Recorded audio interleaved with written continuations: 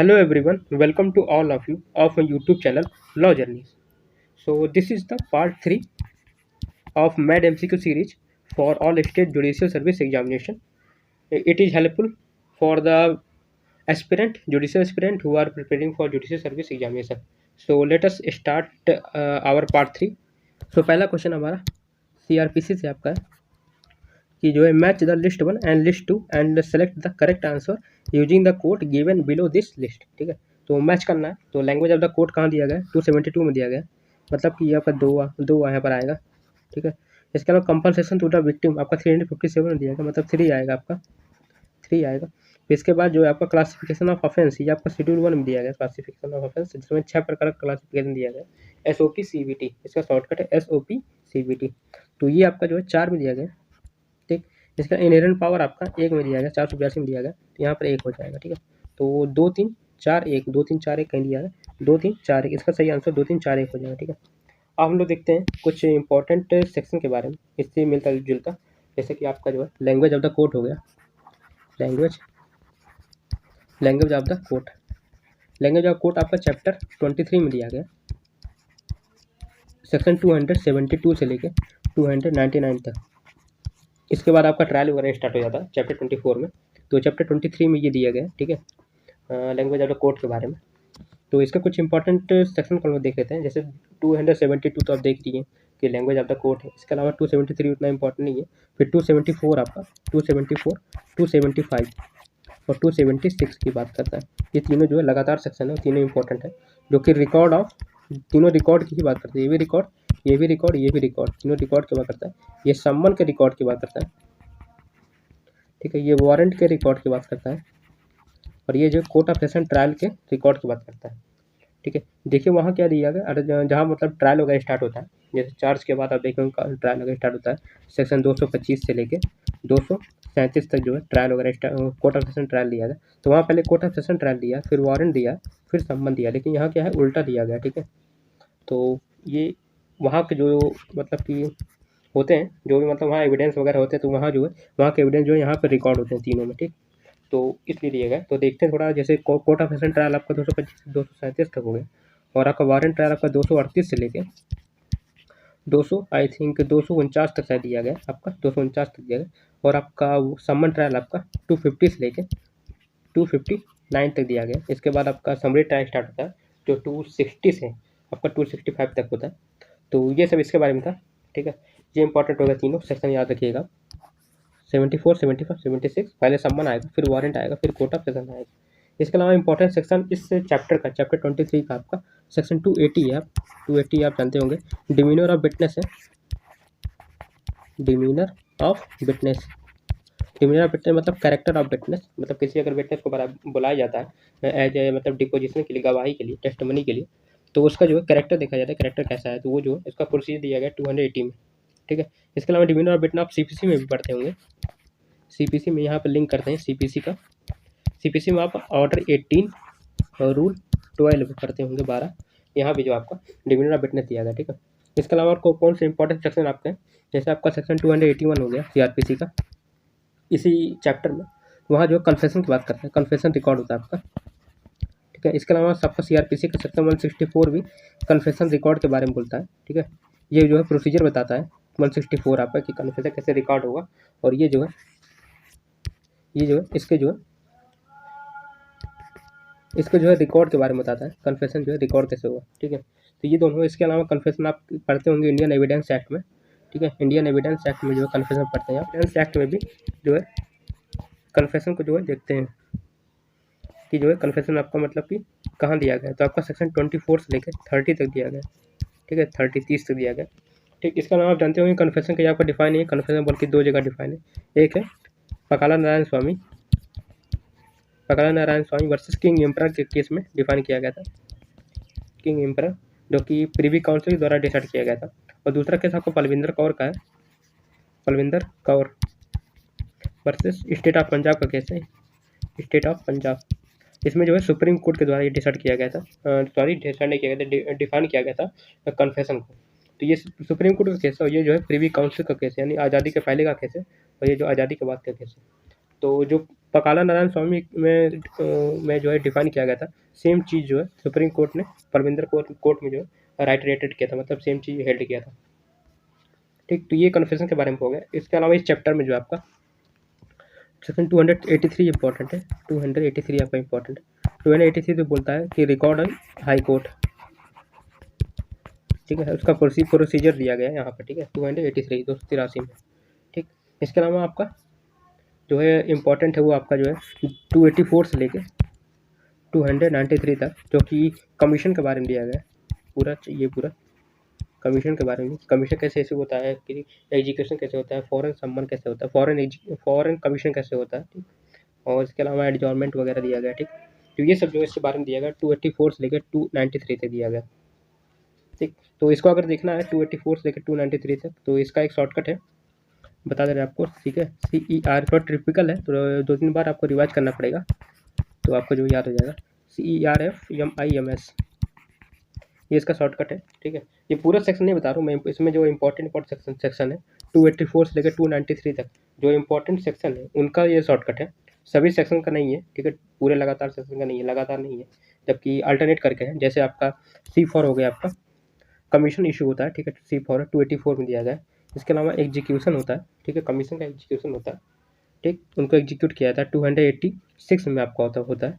इसके अलावा return of commission होता है, इसके अलावा आपका एडजॉर्नमेंट होता है, ठीक, इसके अलावा आपका फॉरेन सम्मन होता है, इसके अलावा आपका मेडिकल विटनेस होता है, I फॉर आइडेंटिफिकेशन होता है, ठीक, आइडेंटिफिकेशन वगैरह होता है विटनेस का। इसके अलावा जो M फॉर मिंट के संबंध में, यानी मिंट यानी कि जो खान वगैरह है उनके संबंध में, जैसे कोयले का खान हुआ, अदर खान हो गया। इसका S मतलब कि साइंटिफिक और टेक्निकल के बारे में बात करता है। ठीक, तो इनका सेक्शन हम लोग देख लेते हैं कौन कौन सेक्शन में क्या क्या दिया गया है। जैसे कमीशन आपका 284 में दिया गया है, ठीक, इसके अलावा एग्जीक्यूशन आपका जो है एग्जीक्यूशन ऑफ कमीशन ये आपका 286 में दिया गया है, यानी कि लगातार नहीं है आपका, ठीक है, एक छोड़ कर है आपका 284 में, तो 286 में दिया गया। इसके अलावा रिटर्न आपका जो है 288 में दिया गया, ठीक है, ये भी एक छोड़ कर है 286 से लेके 286 है ये, और ये 288 है आपका। इसके अलावा एडजॉर्नमेंट आपका 289 दिया गया, मतलब नेक्स्ट इसके जस्ट नेक्स्ट 288 के 288 के 200 नेक्स्ट जो 289 में दिया गया। इसके अलावा फॉरेन आपका जो है ये आपका 290 में दिया गया है, फॉरेन 290 आपको फॉरेन दिया गया। इसके अलावा मेडिकल आपका 291 में दिया गया, ठीक है, 291 में दिया गया। इसके अलावा आइडेंटिफिकेशन आपका 291 में ए में दिया गया, जानते होंगे आप, आपको याद है, काफ़ी एग्जाम पूछता है 291 ए वाला आइडेंटिफिकेशन वाला। ठीक, इसके अलावा आपका मिंट जो है ये मिंट ये आपको दिया गया 292 में दिया गया, और इसके अलावा जो है लास्ट आपका कौन सा है साइंटिफिक वगैरह, तो ये आपका 293 में दिया गया। तो ये पूरा इसका शॉर्टकट था और ये पूरे इसका सेक्शन है। ठीक है, एक बार फिर से हम लोग डिवाइड कर लेते हैं इसको, जैसे कि कमीशन आपका कहाँ से होता है 284 में, एग्जीक्यूशन आपका 286 में होता है, ठीक है, एग्जीक्यूशन आपका 286 में होता है, ठीक, इसके अलावा रिटर्न आपका 288 में होता है रिटर्न, ठीक, इसके अलावा एडजॉर्नमेंट आपका 289 में होता है, इसके अलावा फॉरेन आपका फॉरेन कमीशन आपका 290 में होता है 290 में, ठीक है, इसके अलावा मेडिकल फिटनेस आपका 291 में होता है 291 में होता है। आइडेंटिफिकेशन बहुत इंपॉर्टेंट है, याद करिएगा 291 ए में आपको दिया गया आइडेंटिफिकेशन। इसके अलावा identification of Indian evidence act आप पढ़ते होंगे, सॉरी इंडियन एविडेंस एक्ट में पढ़ते होंगे आप, यहाँ आपका सेक्शन 9 में दिया गया। इसके अलावा आप CRPC में ही पढ़ते होंगे सेक्शन 54, आई थिंक वहाँ भी आइडेंटिफिकेशन दिया गया 54A ऐसे कुछ करके, एक बार क्रॉस चेक कर लीजिएगा आप लोग, 54A करके कुछ है, तो यहाँ भी जो है आइडेंटिफिकेशन दिया गया, 3 जगह दिया गया, CRPC में 2 जगह दिया गया और इंडियन एविडेंस एक्ट में 1 जगह दिया गया सेक्शन 9 में, आइडेंटिफिकेशन ऑफ परेड जिसको हम बोलते हैं सेक्शन 9 का। ठीक, इसके अलावा जो आपका मिंट आपका 292 में दिया गया, ठीक है, और साइंटिफिक और टेक्निकल के बारे में आपका 293 में दिया गया। तो ये पूरा जो है इसके बारे में था, ठीक है, कमीशन के बारे में, कमीशन कैसे इशू होता है।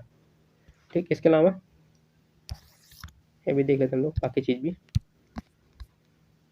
जो भी मतलब इस एग्जाम में जो भी मतलब इस क्वेश्चन इंपॉर्टेंट, जैसे आपका कि कंपनसेशन टू द विक्टिम हो गया, कंपनसेशन आपका विक्टिम कहाँ दिया गया 357 में दिया गया, ठीक है, इसका 3 सेक्शन है, जैसे आपका 357 है, ठीक है, ए है, बी है और सी है, ठीक, इन सबको ऐड किया गया है ABC को, ठीक है। तो इसके पहले देख लेते हैं हम लोग कि सेक्शन क्या क्या बोलता है। ए आपका क्या हो गया, ये आपका विक्टिम कंपनसेशन स्कीम के बारे में बात करता है, BCS के बारे में बात करता है, ठीक है। बी आपका जो है कंपनसेशन प्लस फाइन के बारे में बात करता है कि कंपनसेशन तो मिलेगा, साथ में फाइन मिलेगा आपको, ठीक है। इसके लिए आपका जो है वो दो अथॉरिटी की बात करता है, DLSA डालसा सालसा बात करता है, डालसा सालसा, ठीक है, डिस्ट्रिक्ट लीगल सर्विस अथॉरिटी और स्टेट लीगल सर्विस अथॉरिटी बात करता है। इसके अलावा सी आपका काफ़ी इंपॉर्टेंट है। सी जो है ट्रीटमेंट ऑफ विक्टिम के बारे में बात करता है, ठीक है, ट्रीटमेंट ऑफ विक्टिम के बारे में बात करता है, ट्रीटमेंट ऑफ विक्टिम के बारे में बात करता है, ठीक। इससे लिंक वाला सेक्शन कौन सा है? सी से आपका लिंक वाला सेक्शन जो है सेक्शन 166 BIPC आपका है, 166 BIPC जो है आपका जो है इससे लिंक करते हुए सेक्शन है कि मतलब अगर ट्रीटमेंट ऑफ विक्टिम के मतलब कि कोई भी व्यक्ति जो है अगर इंजर्ड होता है तो उसको पहले जो मतलब विक्टिम उसको पहले जो है हॉस्पिटल लेकर जाता है। अगर कोई व्यक्ति ऐसा करने से रोकता है तो उसको जो है 166 क्लॉज बी में जो पनिशमेंट दिया गया कि ट्रीटमेंट ऑफ विक्टिम का पनिशमेंट दिया गया, ठीक। तो ये तीनों हो गए। इसके अलावा देखते हैं कि कब ये जो है ऐड किया गया था, ठीक। तो 357 ये देखते हैं हम लोग 357A और 357B ये आपका 2009 में ऐड किया गया, ठीक है, 2009 में ऐड किया गया। और 357C आपका 2013 में ऐड किया गया था। ये ऐड किया गया था आपको लक्ष्मी वाले केस में, Lakshmi versus union of India आप सुने होंगे, Lakshmi versus union of India. इसमें एसिड अटैक वाला केस था, union of India acid attack वाला केस था। इसका वो सेक्शन कौन सा आपका एसिड अटैक का आपका सेक्शन है आपका वो क्या नाम है 326A है और बी है, ठीक है। 326A 326B आपका जो एसिड अटैक्स है 326A में आपका एसिड अटैक करने के बारे में कमीशन के बारे में बोला गया और 326B में आपका अटेम्प्ट के बारे में बोला गया, ठीक है, अटेम्प्ट के बारे में, ठीक ठीक। तो ये दोनों सेक्शन याद रखिएगा हमेशा कि जो है 2013 में सी ऐड किया गया था, ए और बी जो है आपका कब ऐड किया गया था 2009 में ऐड किया गया था, 2009 में ऐड किया गया था और ये 2013 में ऐड किया गया था सी केवल, ठीक। और इसके अलावा विक्टिम आप जानते होंगे, विक्टिम भी आपका जो है डिफाइन किया गया है, कहाँ डिफाइन किया गया 2WA में डिफाइन किया गया, WA ये कब ऐड किया गया 2009 में ऐड किया गया था, ठीक है, 2009 में, ठीक, ये ऐड किया गया। इसके अलावा लक्ष्मी वाला केस जैसे ये आप जानेंगे, ठीक है। तो 326A आपका कमीशन की बात करता है कि आपने एसिड अटैक किसी कर दिया है और बी में आपका अटेम्प्ट अगर एसिड अटैक करता है तो उसके लिए पनिशमेंट दिया गया, ठीक है, 326A और बी, ठीक। तो ये पूरा हो गया। और देखते हैं हम लोग क्या क्या है इंपॉर्टेंट चीज़ें इस यहाँ से, ठीक। इसके अलावा कौन सा ये था आपका क्लासिफिकेशन ऑफ ऑफेंस, ये आप जानते हमने बताया अभी को, इसका शॉर्टकट SOP CVT, ठीक है, फर्स्ट शेड्यूल में दिया गया SOP और CVT, ठीक है। इसके पहले मैंने वीडियो में ये पूरा बता दिया शॉर्टकट इसका मतलब क्या होता है। तो प्रीवियस ईयर MCQ उन्होंने बनाया उसको देखिएगा आप लोग की काफ़ी हेल्प करेगा आपको मतलब प्रीवियस एग्जामिनेशन क्वेश्चन में, ठीक है, और काफ़ी क्वेश्चन आपका कवर होता है। तो SOP CVT मतलब कि S मतलब होता है सेक्शन होता है, O फॉर ऑफेंस होता है, P फॉर पनिशमेंट होता है, C फॉर कॉग्निजेबल है कि नहीं कॉग्निजेबल है, ठीक है, B फॉर बेलेबल है कि नहीं है, T फॉर ट्राइबल किसी द्वारा ट्राइबल होगा। तो ये जो 6 इसका दिया ठीक क्लासिफिकेशन में 6 पार्ट में 6 कॉलम बांटा गया, ठीक। इसके अलावा इनहेरेंट पावर देखते हैं आपका, ये आपका सेक्शन 482 में बात करता है। और थोड़ा हम लोग डिटेल बात देखते हैं इनहेरेंट पावर के बारे में। इनहेरेंट पावर जो है आपका काफ़ी एग्जाम पूछता है। इनहेरेंट पावर आप जानते हैं कि सेक्शन 482 में दिया गया है, किसको पावर है, ये आपका जो है हाई कोर्ट को पावर मिलता है, ठीक है। इसके अलावा इनहेरेंट पावर आपका CPC में कहाँ दिया गया, अगर आप देखेंगे तो CPC आपको सेक्शन 151 में दिया गया, 151 में दिया गया इनहेरेंट पावर, ठीक है। आप समझते हैं हम लोग इनहेरेंट पावर क्या होता है। जैसे कि आपको दो जगह हमने बताया देखो, एक बताया हमने CRPC, एक बताया CPC, ठीक है। CPC में 151 में दिया गया 151 में, इसके अलावा 152 पढ़िएगा, 153 पढ़िएगा, ठीक है, ये सब भी इनहेरेंट पावर बात करता है। 149 पढ़िएगा, ठीक है, ये भी इनहेरेंट पावर बात करता है, लेकिन मेनली क्या है 151 है आपका, ठीक। और ये इनहेरेंट पावर जो है CPC वाला ये सभी कोर्ट को मिलता है, चाहे हाई कोर्ट हो आपका, चाहे डिस्ट्रिक्ट कोर्ट हो आपका, ठीक है, चाहे लोअर कोर्ट ही क्यों ना हो, ठीक, लोअर कोर्ट 3 कोर्ट होता है ना, तो इनहेरेंट पावर सभी को मिलता है। लेकिन ये CRPC में जो है आपका इनहेरेंट पावर अगर बात करें हम, CRPC में केवल जो हाई कोर्ट को दिया गया है, ठीक है, केवल हाई कोर्ट को मिलता है अंडर सेक्शन 482 में, ठीक। इनहेरेंट पावर ये इंपॉर्टेंट है काफ़ी, हाई कोर्ट में दिया गया मिलता है, ठीक। बाकी कोर्ट को क्या मिलता है, बाकी कोर्ट को आपका अदर कोर्ट जो है हमारा अदर कोर्ट को आपका एंसिलरी पावर मिलता है, एंसिलरी पावर, या फिर इसी को हम लोग बोलते हैं इंसिडेंटल पावर, इंसिडेंटल पावर, ठीक है, इनको बोलते हैं अदर कोर्ट को ये मिलता है, ये उनके पास इनहेरेंट पावर नहीं है। इनहेरेंट पावर मतलब क्या होता है कि मतलब कि जैसे क्या होता है प्रोसीजर को माना जाता है, प्रोसीजर क्या होता है हैंडमेड ऑफ जस्टिस होता है, ठीक है। प्रोसीजर आपका क्या होता है जो प्रोसीजर लॉ जो भी है, चाहे CPC चाहे CRPC, इसको हम लोग बोलते हैं procedure law is the handmade, MAID, handmade of justice होता है, ठीक है। मतलब कि अगर जस्टिस रिक्वायर करता है तो प्रोसीजर में जो भी कुछ दिया गया है कि CRPC और CPC में कुछ भी लिखा गया है तो उसको आप चेंज कर सकते हैं। चेंज करने की पावर को बोलते हैं जो हैंडमेड ऑफ जस्टिस बोलते हैं, ठीक है। कि मतलब जस्टिस के लिए जो है प्रोसीजर को बदला भी जा सकता है, ठीक। उसके बारे में हम लोग बात करेंगे, जैसे आपका प्रोसीजर एस्टेब्लिश बाय लॉ है ना, और plus due process of law, तो ये मतलब समझिए इसी से इसका एग्जाम्पल एक हो सकता है, ठीक। तो ये जो है केवल हाई कोर्ट को मिला है CRPC में, और अदर कोर्ट को एंसिलरी और इंसिडेंटल पावर मिलता है। इसका क्या मतलब है? एंसिलरी और इंसिडेंटल पावर का मतलब क्या होता है? पावर, इसका मतलब होता है कि मतलब केवल जो है जो अदर कोर्ट उनके पास केवल जो है मॉनिटरिंग का पावर है, मॉनिटरिंग और सर्विलांस का पावर है। मतलब कि जैसे इन्वेस्टिगेशन वगैरह होता है तो इन्वेस्टिगेशन में जो है अदर कोर्ट जो है जो हाई कोर्ट के नीचे का कोर्ट है वो केवल उनमें इंटरफियर नहीं कर सकते आप, ठीक है। इन्वेस्टिगेशन वगैरह अगर पुलिस कोई एक्शन कर रहा है उसमें मतलब कि मजिस्ट्रेट इंटरफियर नहीं कर सकता, कि उसको स्टॉप नहीं कर सकता है, उसमें कोई चेंज नहीं कर सकता, बस उसको जो है मॉनिटर कर सकता है कि जो है वो प्रोसीजर के अकॉर्डिंग चल रहा है कि नहीं चल रहा है, और उसको उस पर जो है सर्विलांस कर सकता है, ठीक है। मतलब उसको मतलब केवल एक तरीके से कैमरे की तरह जो देखने का काम करता है अदर कोर्ट। लेकिन हाई कोर्ट के पास पावर है कि अगर मतलब कि इन्वेस्टिगेशन प्रॉपर नहीं चल रहा है तो इन्वेस्टिगेशन के लिए जो है ऑर्डर दे सकता है, ठीक है। इसके अलावा जो है FIR अगर उसका फॉल्स FIR लॉन्च किया था तो उसको क्वेश भी कर सकता है, जानते होंगे तो आप वैसे का पावर है। ये इनहेरेंट पावर ये काफ़ी बड़ा पावर होता है, ठीक है, किसी भी हाई कोर्ट के से हाई कोर्ट को मिला हुआ, ठीक। और इसके बारे में जो है इनहेरेंट पावर 482 जो है आपका, उसके बारे में थोड़ा हम लोग देखते हैं। 482 में इनहेरेंट पावर आप 3 जगह यूज करता है, हाई कोर्ट यूज कर सकता है, ठीक है। CPC में 2 जगह दिया गया, बताते हैं अभी। तो पहले CRPC का देख लेते हैं। तो 3 जगह यूज करता है। पहला है giving effect to the order of the court, ठीक है। Giving effect to the order of the court, यानी कि कोई अगर ऑर्डर अगर कोर्ट द्वारा दिया गया तो उसको मतलब प्रभाव में लाने के लिए, मतलब उसको इफेक्टिव बनाने के लिए जो है इनहेरेंट पावर जो है हाई कोर्ट यूज करता है। दूसरा है प्रिवेंट करने के लिए, prevent abuse the process of court, abuse the process of court, ठीक है, उसको रोकने के लिए, ठीक है। जो भी मतलब कोर्ट की प्रैक्टिस चल रही है उसमें अगर कोई एब्यूज होता है, ठीक है, अगर कोई मतलब टैंपरिंग होता है, ठीक, उसको प्रिवेंट करने के लिए हाई कोर्ट जो इनहेरेंट पावर यूज कर सकता है। और तीसरा जो है सिक्योर एंड ऑफ जस्टिस के लिए, सिक्योर एंड ऑफ जस्टिस के लिए, ठीक है। ये 3 कंडीशन में जो इनहेरेंट पावर का यूज किया जाता है, ठीक। इसका शॉर्टकट अगर देखना है तो इसका शॉर्टकट GPS है आपका, GPS आप जानते होंगे, मैप से होता है संबंधित GPS, ठीक है। इसका होता है शायद जियो सिंक्रोनस पोजिशनल सिस्टम, ऐसा कुछ होता है, सेटेलाइट वगैरह होता है, ठीक है। तो GPS यहाँ पर है। तो अगर अभी हमने बोला था कि जो है CPC में आपका 3 पावर नहीं, यहाँ पर 2 ही जगह होता है, ठीक है। तो इसका जो है शॉर्टकट कौन सा है? PS आई थिंक है इसका। ये जो PS है, एक मिनट, ये जो PS है ये केवल जो है GP या PS ऐसे कुछ था, ये 2 ही चीज़ जो है CPC में जो यूज होता है, ठीक है। जैसे PS आपका मतलब prevent with the power of court, और सिक्योर द इंटरप्रेटर के लिए आप जो है CPC में इनहेरेंट पावर का यूज कर सकते हैं, ठीक। इसका शायद नहीं दिया गया, ठीक है। एक बार क्रॉस चेक कर लीजिएगा, इन तीनों में से कोई एक नहीं दिया, ठीक है। आप ये वाला दिया कि कौन सा दिया, एक बार चेक कर लीजिएगा, ठीक। तो ये इनहेरेंट पावर था। इसके अलावा इनहेरेंट पावर में आपका एग्जाम्पल क्या हो सकता है, ठीक है। एग्जाम्पल आपके 3 इंपॉर्टेंट लैंडमार्क केस हैं, ठीक है, जहाँ जो है इनहेरेंट पावर की बात की गई है। 482 के संबंधी जो है 3 इंपॉर्टेंट लैंडमार्क केस है। पहला पढ़िएगा सकीरी वासु का है, सकीरी वासु वर्सेस, आप जानते होंगे ये इंपॉर्टेंट केस काफ़ी है, वर्सेस स्टेट ऑफ यूपी का है, ठीक है। यूपी है, बिहार नहीं है, ठीक, याद रखिएगा, काफ़ी लोग बोलते हैं कि बिहार से UP. Sakiri Vasu versus state of UP का है। इसके अलावा मोनिका कुमारी का केस पढ़िएगा, मोनिका कुमारी का केस पढ़िएगा वर्सेस यूपी स्टेट, ये भी यूपी का ही है, यूपी स्टेट का है मोनिका कुमारी।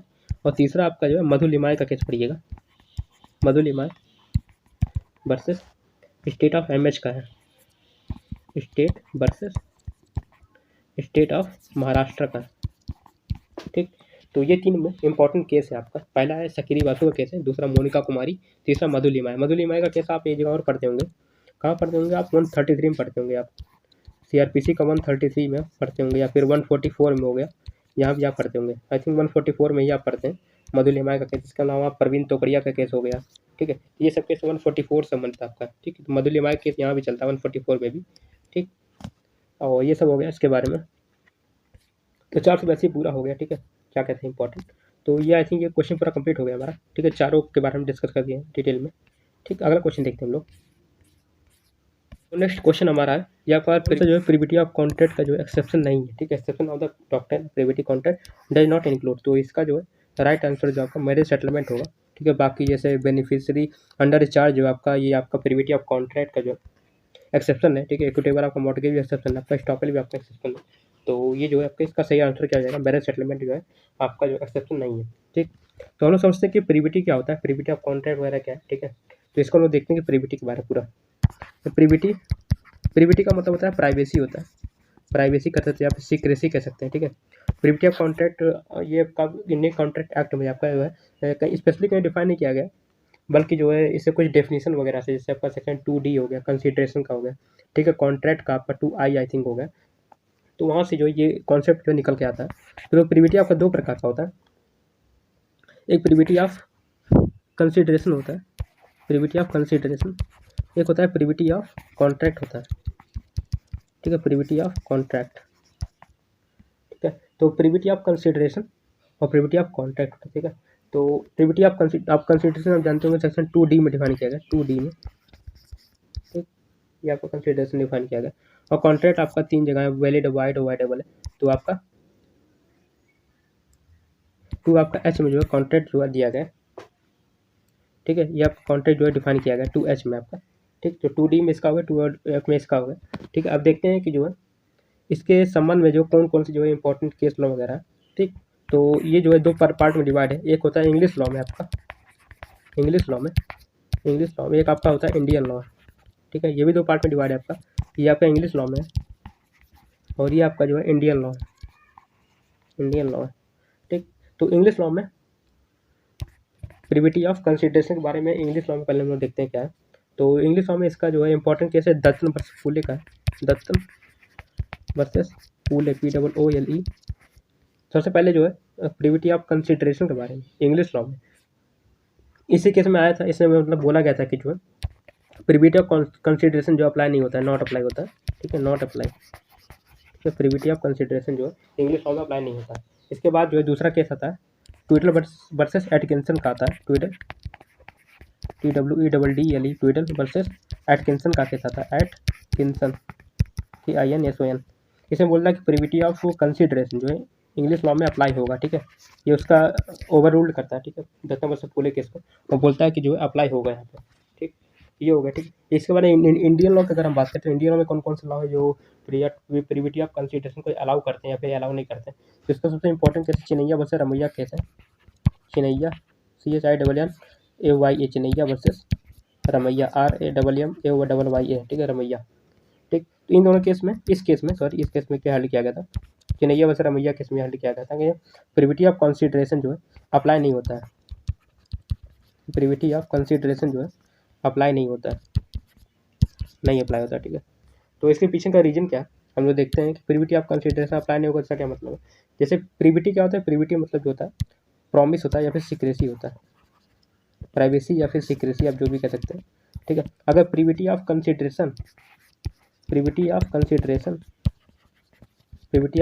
अगर अप्लाई होगा तो इसका मतलब है कि थर्ड पार्टी जो है, तो मतलब कि कॉन्ट्रैक्ट के जो पार्टी हैं उसके अलावा जो भी थर्ड पार्टी हैं वो जो है स्यू नहीं कर सकते हैं आप, उसके लिए वो जो है कोई सूट लेकर नहीं आ सकते, ठीक है। अगर कोई डैमेज वगैरह होता है, ठीक है, या फिर कोई अन्य चीज़ की रिकवरी वगैरह करनी तो उसके सूट लेकर नहीं आ सकते हैं। ये होता है प्रीविटी ऑफ कंसिडरेशन या फिर privity of contract. Privity of consideration या कॉन्ट्रैक्ट क्या करता है, ये दोनों जो है सूट को जो है पार्टी के अंदर, मतलब पार्टी ए है पार्टी बी, तो यही दोनों पार्टी जो है सूट लेकर आ सकते हैं अगर प्रीविटी ऑफ कंसिडरेशन अप्लाई होगा या फिर प्रीविटी ऑफ कॉन्ट्रैक्ट अप्लाई होगा तो, ठीक है। अगर कंसिडरेशन अप्लाई होगा तो कंसिडरेशन के लिए आप सूट लेके आएंगे, अगर कॉन्ट्रैक्ट अप्लाई होगा तो कॉन्ट्रैक्ट के लिए सूट लेके आएंगे। तो प्रीविटी ऑफ का ही मतलब होता है। तो अगर यहाँ बोल रहा है कि प्रीविटी ऑफ कंसिडरेशन जो है चिनैया वर्सेस रमैया कैसे बोला गया, प्रीविटी ऑफ कंसिडरेशन जो अप्लाई नहीं होगा, इसका क्या मतलब है कि मतलब थर्ड पार्टी जो है सूट लेके आ सकता है, ठीक है, सूट लेके आ सकता है, ठीक। आपका अगर privity of consideration India apply नहीं हो रहा तो, ठीक। जबकि इंग्लिश लॉ में क्या है, इंग्लिश लॉ में प्रीविटी ऑफ कंसिडरेशन चाहे प्रीविटी ऑफ कॉन्ट्रैक्ट दोनों जो है इंग्लिश लॉ में अप्लाई होता है।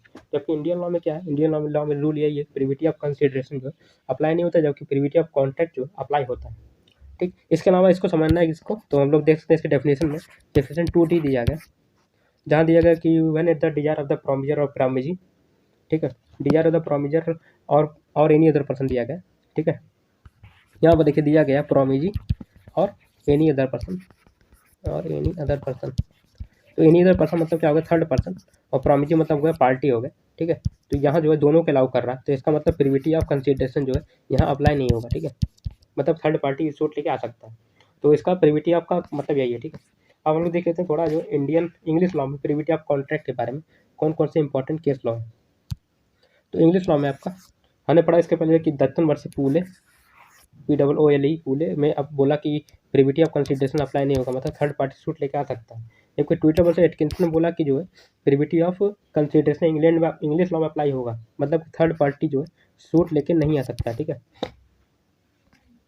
जबकि इंडियन लॉ बोला गया कि जो है प्रिविटी ऑफ कंसिडरेशन अप्लाई नहीं होता, मतलब थर्ड पार्टी सूट लेके आ सकता है, ठीक। आप लोग देखते हैं प्रिविटी ऑफ कॉन्ट्रैक्ट के बारे में, ठीक। इसमें आपका जो है इंग्लिश लॉ में देखा जाए तो इंग्लिश लॉ में ट्विटल वर्सेस एटकिंसन का केस, सेम केस वही है, ट्विटल वर्सेस एटकिंसन में एटकिंसन का केस है। इसमें बोला गया कि प्रिविटी ऑफ कॉन्ट्रैक्ट जो है इंग्लिश लॉ में अप्लाई होगा, ठीक। इसके बाद इस केस को जो है इसी केस के बाद जो है एक केस आता है डुनलॉप का, DUNLOP डुनलॉप फ्यूनोमेटिक, PHNEUMATIC फ्यूनोमेटिक टायर कंपनी, TYRA tyre company versus Selfridge का केस है, FRIDG सेल्फ्रिज, ठीक है। तो इस केस में बोला गया कि जो है सेम चीज़ जो ट्विटर एंड एटकिंसन ने हेल्ड किया गया था, सेम चीज़ में जो हेल्ड किया गया प्रिविटी ऑफ कॉन्ट्रैक्ट जो है इंग्लिश लॉ में अप्लाई होगा, ठीक। आप इंडियन लॉ में बात करते हैं प्रिविटी ऑफ कॉन्ट्रैक्ट जो है इंडियन लॉ अप्लाई होता है कि नहीं। तो इसके लिए इंपॉर्टेंट केस जो आपका MC चाकू वाला केस है, MC Chacko versus state bank of Travancore है, State bank of Travancore, Travancore आपका साउथ में है, ठीक है। ये आपका शायद तमिलनाडु वगैरह में, ठीक है, त्रावणकोर। तो वहाँ बोला कि यहाँ प्रिविटी ऑफ कॉन्ट्रैक्ट जो है आपका, ये जो है प्रिविटी ऑफ कॉन्ट्रैक्ट ये आपका जो है इंडियन लॉ में जो है अप्लाई होगा, ठीक। मतलब कि तीसरा थर्ड पार्टी कोई जो है सूट लेकर नहीं आ सकता कॉन्ट्रैक्ट के केस में, ठीक। तो ये नियम जो, ठीक है। तो इसका हम लोग पूरा काफ़ी कन्फ्यूजन हो गया इसमें कि मतलब कि क्या क्या होगा। तो देखिए प्री कंसिडरेशन की बात अगर आएगी, पहले चीज़ समझिए कि जो है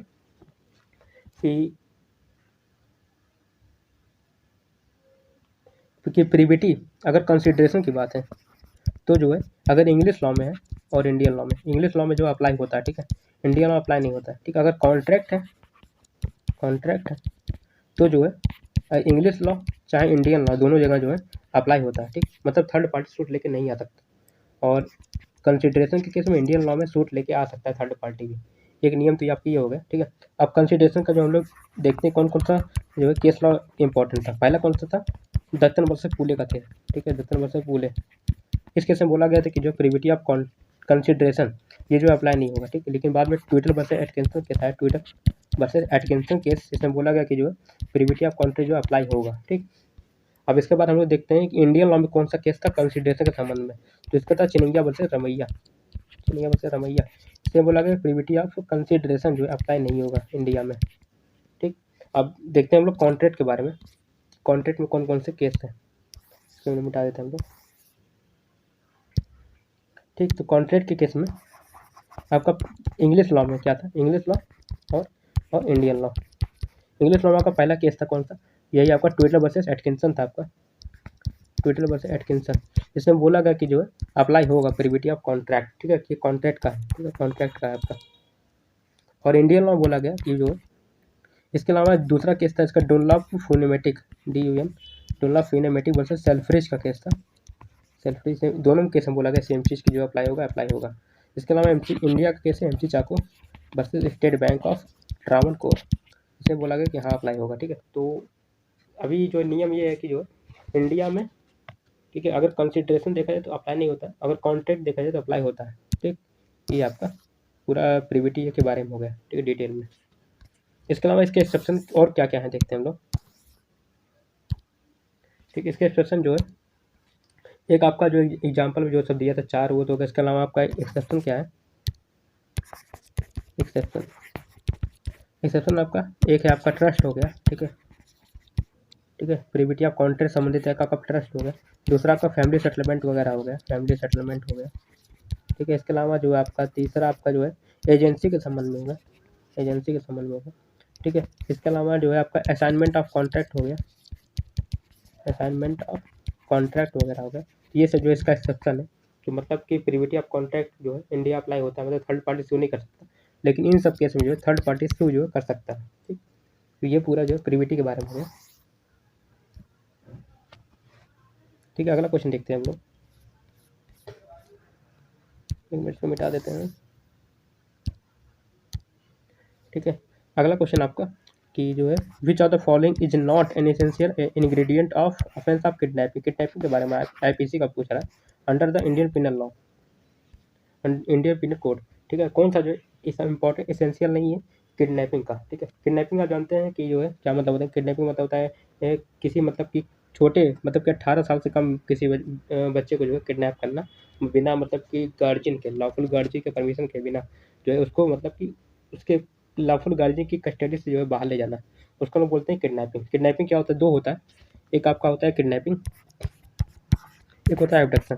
किडनैपिंग आपका छोटे बच्चों के लिए, जैसे कि मतलब अगर मेल है और फीमेल है, अगर मेल है तो 16 ईयर्स दिया गया है और फीमेल है तो 18 ईयर्स दिया गया। ठीक है, इसके अलावा किडनैपिंग आपका किसी भी एज में हो सकता है, यानी कि मेजर अगर होता है, मेजर को कोई करते हैं तो इसको एबडक्शन बोलते हैं हम लोग।